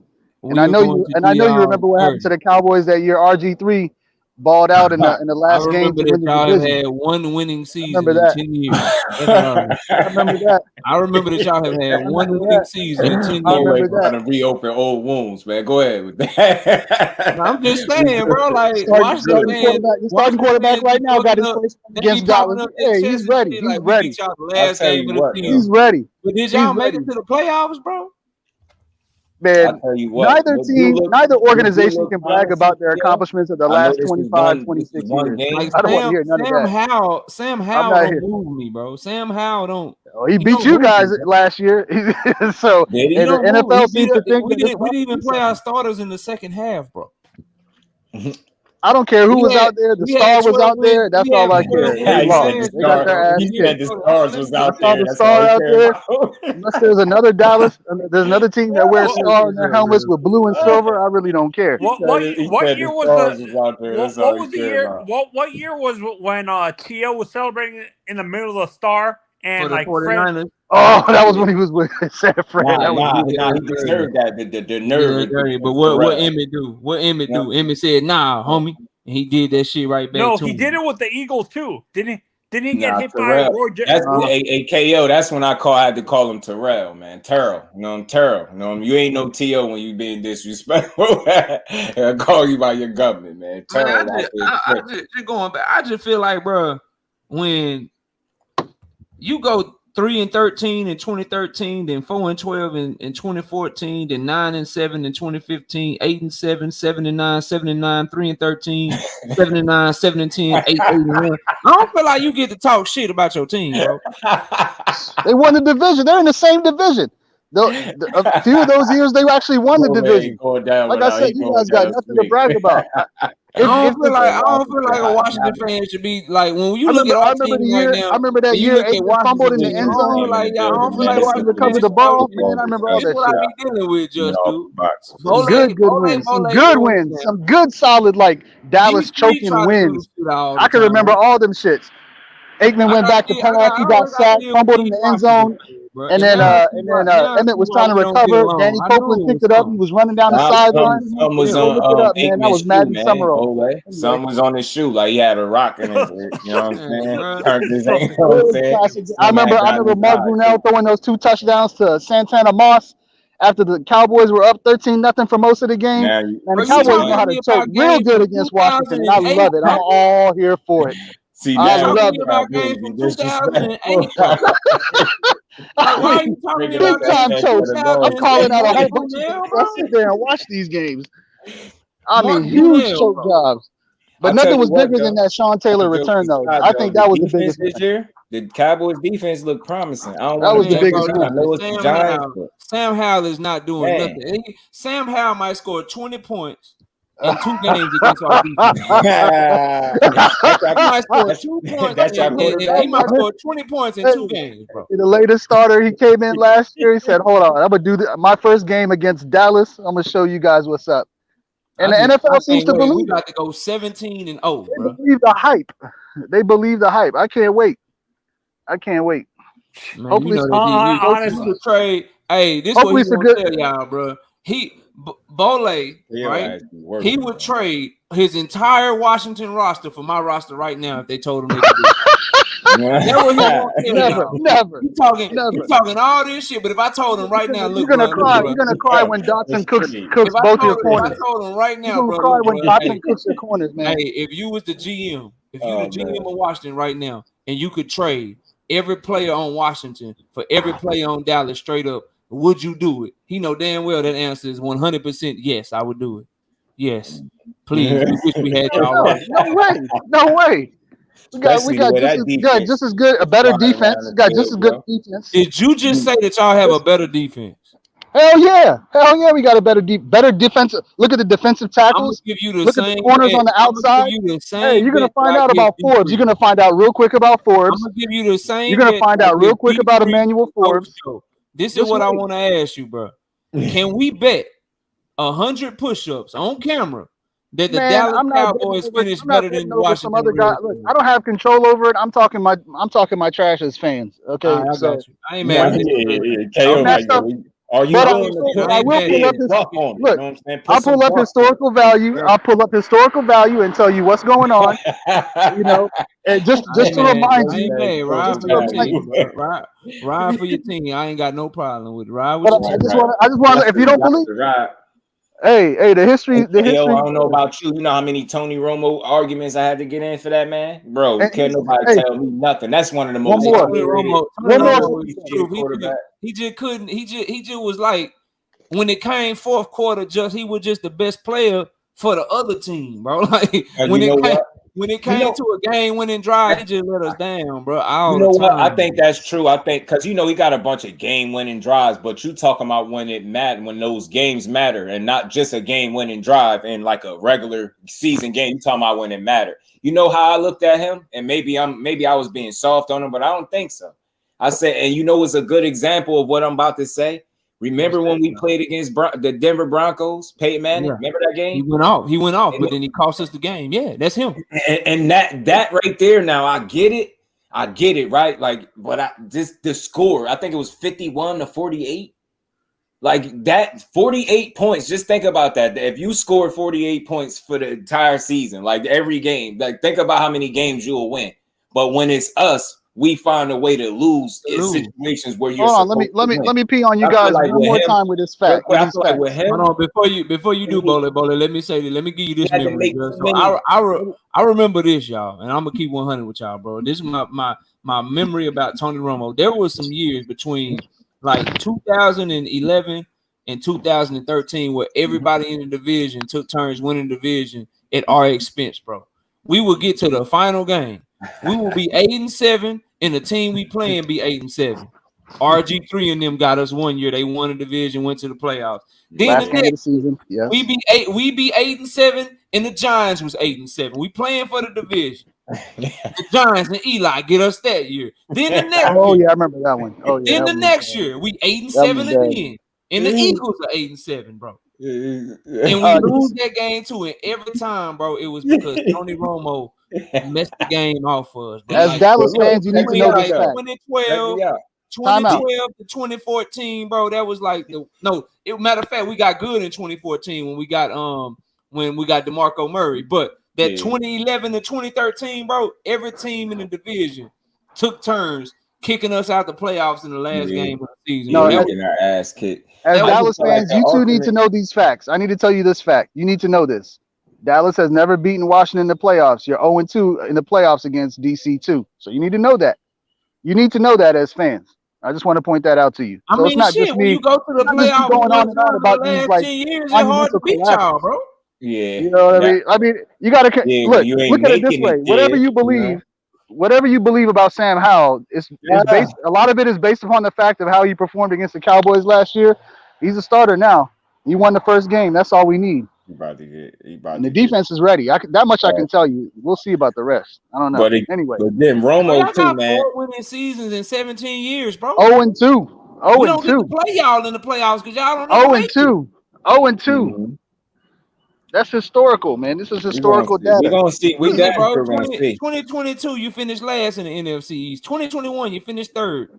You won. Did you see how the team was robbed against the Giants? Man. Did you see that? Did you see that pass interference? Come on, man. I mean, the league was not loving the team. You got to understand that. Now that the ownership has changed hands, Dan Snyder. Now don't miss man. Bro, you never seen a Hey, now you blaming Dez. You know the league hates the Cowboys more than anything. Don't get me started on missed calls, bro. Dez you never seen a team get hated on by every network, Still to the this league, day, Dez called it, bro. politicians. I'm gonna see how objective Bole can be. Bole, did Dez Bryant catch the ball, bro? What, in the Packers game? Did he catch the ball? You know what game? In the Packers game. Hell yeah, he caught the ball. All right, then I can rock. Hell yeah, he caught the ball. I was pissed. I was pissed. I was not happy, but I like fairness. Look, I like fairness. It's hard to get fairness in this life. That's why you heard me going so hard for Frank, because it wasn't the narrative wasn't fair. If I have facts, I'll give it to. I'll say, man, that what he did was bad. Well, but that wasn't the fact. No, Des Bryant caught that ball. His company sent over a whole new fighter, so they screwed him over. Didn't feel like Top Rank did nothing wrong. They sent over a whole new PBC fighter. So true. Frank ain't the bad guy in this situation now. Hey, I gotta run. I gotta go pick up some food. If you live when I get back, I'm gonna hop back on. But you already know. Appreciate you, bro. You already. Oh yeah, man. But you're right, Bole. I mean, that's why and again, that's why I try to present these conversations a certain way. I try to tell people I can only speak on things as they come out and just put them out there. And from here on out, like, I'm gonna make sure my goal is not to try to tell you how to feel about nothing that's out there. It's just for me to put out there, get the information that's valid, solid, and put it out there and let people process how they want. I don't want to sway nobody into thinking you got to think like me. Nah, that situation, I feel like it was open and shut, man. But like I said, when you hear scheduling conflict and things like that, you can understand. You get what I'm saying? But you can understand the frustration on Frank, because now it falls on him, right? They're a team, right? So even if it wasn't me, it looked like it's me, it ain't me. It's like I can get his frustration if that's the case. So hopefully that don't cause them to split. And if they do, hopefully it's to kind of alleviate some of the pressure off Derrick James. And I'm not saying he, pressure in terms of he can't handle it. I'm saying like he has a lot on his plate. And this is more evidence of that. If like, when have you ever had to stop a fight because of scheduling conflict? You get what I'm saying? That shows you that. And think about it. Look how far it got for you to be like, oh, you know what? You just realized. And I think that was, wasn't intentional. I just think that's a peek into the fact that you need some help. You get what I'm saying? You got a lot going on. A lot, bro. You need all these damn fighters. You got these big ass personalities, Ryan and AJ. AJ go off, throw another man belts out the ring. Ryan Garcia is just Ryan Garcia. You know what I'm saying? Like, you got a lot going on. Facts, Ghost. That's what I'm saying. And again, I wanted to make sure, salute to Frank Martin, man, because I'm a real one. I'm always be an advocate for the truth. And again, I think I tell you, when it's me, it seemed like it be making people uncomfortable. Y'all should know me trying to get to the bottom of anything is not trying to shit on a fighter. Other people do that. Me, I just want to be able to tell y'all something that's solid so we could, discuss it. So I'm glad this situation sort of got, worked out. And I hope Frank Martin. At the end of the day, like this is I don't know if this will help you out, but the way I look at it, I look at each situation. I say, what does when something like this comes up, or when you're analyzing a piece of information, what does this guy have to gain and what does this guy have to lose? What do both guys have to gain and lose from this? You understand? Like, and then you also have to look at like, what's the character of these people? Frank Martin is not a big talker. Nah. Like, so he stayed right in pocket with what he do. You know what I'm saying? Right. That's why when you guys were saying like he needs to come out in front of this, I mean, you're not wrong about that, but that's not his nature. Yeah, I want to phrase it a different way. In my opinion, I would like to hear from him. And again, what I like don't matter, but I would like I want to make sure I to phrase it a certain way. I can't tell him what he needs to do, right? But I would like to hear from him. Just the boxing fan, the content creator in me will want to just get some straight into the situation. So when we come here with information, it could be straightforward to the people, right? Mine's is not an attempt to try to be messy, or I don't want to get the information. So when I do get it, I can try to shit on one fighter or the other. It's not the point. It's just to give people the right information so we could know what the hell going on. I hate when we get bits and pieces. I like to get the right information out there so we could, build on it. You know what I mean? Know what fight coming up next so we ain't got to guess it. Yeah, I mean, like you guys are running into the lane. You're not everybody has access to these guys. Like some channels have direct access. Some people have other sources. Mm-hmm. Some people have side sources. You know, it comes all this information comes from different lanes. Right. So sometimes like you can't, and you cannot sit there and say, well, I heard this from this guy. You can't, just like a reporter, you're not going to reveal your source. And at the same time, like, you know, it's like, do I trust this piece of information or do I not? Right. And you're right. I think that's and what like when you see a Mike Coppinger thing and it says sources, bro, I back off. I'm like, we've been here too many times. Yeah.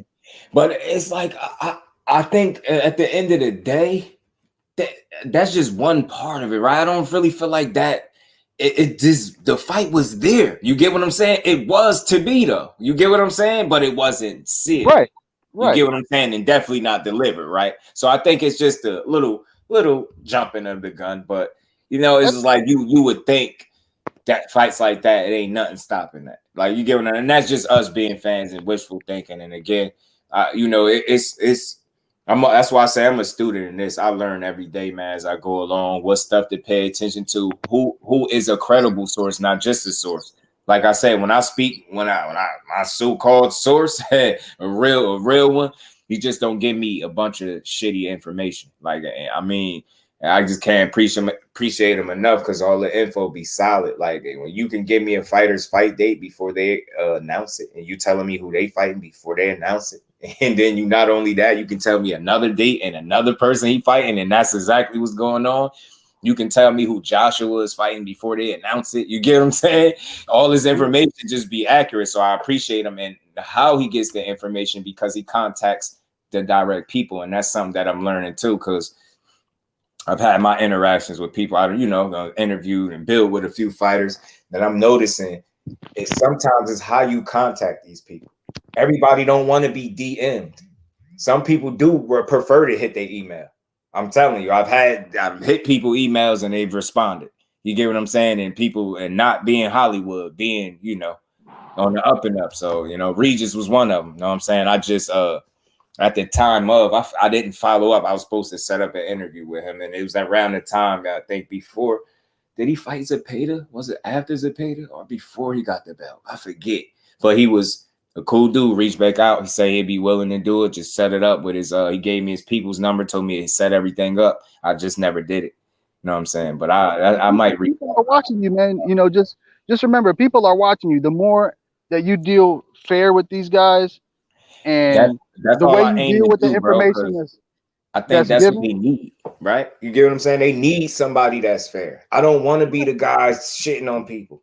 I don't want to be known for that. I think that's played, is old, is tiresome. It's like, yo, these fighters need people that is going to look, I can't be perfect up here, but I can at least deliver the information and be fair with my assessments and never, just shitting on these dudes because what they do is tough enough, bro. I think it's corny. You get what I'm saying? That's not the way to do it. And that's why I always put that in my titles. Let's build. Like, if I ain't building, then I ain't doing the right thing. So if I'm tearing these dudes down over losses or decisions that they make, like, that's why I say, even with me saying that they turned the fight down, whether it's Frank, his team, like, you get what I'm saying? It's his side of things. I made sure I say, hey, man, I ain't going to call him a no duck, though, because he can have his own reasons. It could be a legit reason. He has a reason to say, hey, yo, I have an issue here, and for that reason, I don't want the fight. That don't make him scared, bro. I'm not a fool that way. Like, that don't equal that. So no matter what issue he got, he's supposed to just still sign it and say whatever just because of us. Like, that's some selfish shit. So it's like, that's why I kept that approach. I wanted to make sure he couldn't find me nowhere calling him one. But I'm glad we did here, and I just hope him and Derrick James, if they do decide to part ways, they find a way to still be, cool and solid. And I hope if they do it, it's because you feel like he got a lot on his plate, just like what we know. Scheduling conflict, that would have never happened a couple years ago. Like, it just seemed like it's just so much change with you know what I mean? And you still adjusting to the workload that you placed on yourself. You know what I'm saying? So yeah, you did it right.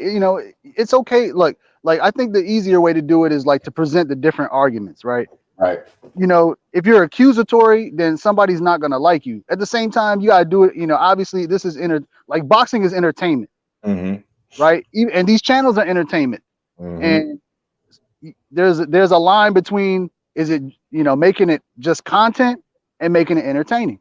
Yeah, and making it fair and content, fair, right? and good And entertainment. I try to balance it. Like, so I don't want to be up here just lying and talking, like just telling people stuff. Like, I can't do it, bro. Can't do it. Yeah, there's different ways. There's different ways to play it. Right. Facts. Man, and salute the bully, man. Always coming up here. Matter of fact, are we pronouncing it right? Because I keep hearing people say all your name. Yeah, Bole. Give me 1 second. It is Bole. All right, I'm cool because I was right. Bole. Talking about Bole. What dude, Bule? He was calling you the Bule. I'm like, damn, what type of Illuminati? What are you talking to, Bule? Ant was calling you Bule. I'm like, oh, I know it ain't that. It's butchering names, man. And again, man, salute to everybody in the building, man. I appreciate y'all, man. We over the 3-hour mark, man. Much love and appreciation, man, for another dope build in the books, man. And we'll be back tomorrow on a Thursday, man, and talk some more boxing. We threw a little football in there for the football people. I could do football too. I remember somebody came through here was trying to get me to do everything. Dude kept cash apping me with little messages, do football, UFC, boxing, blah, blah, blah. You could do it all. I'm like, damn, golf, cricket. I'm like, damn, bro. He was telling me to do everything, yo. Cover all the sports. I'm like, damn. BC, what's good with it, Brody? Appreciate you pulling up. And salute the Bole and KO and the fam coming up to build with your boy, man. I'm going to let y'all good people get up out of here on this good Wednesday, man. We're going to be back tomorrow to build on some more boxing, man. Y'all already know. Appreciate it, man.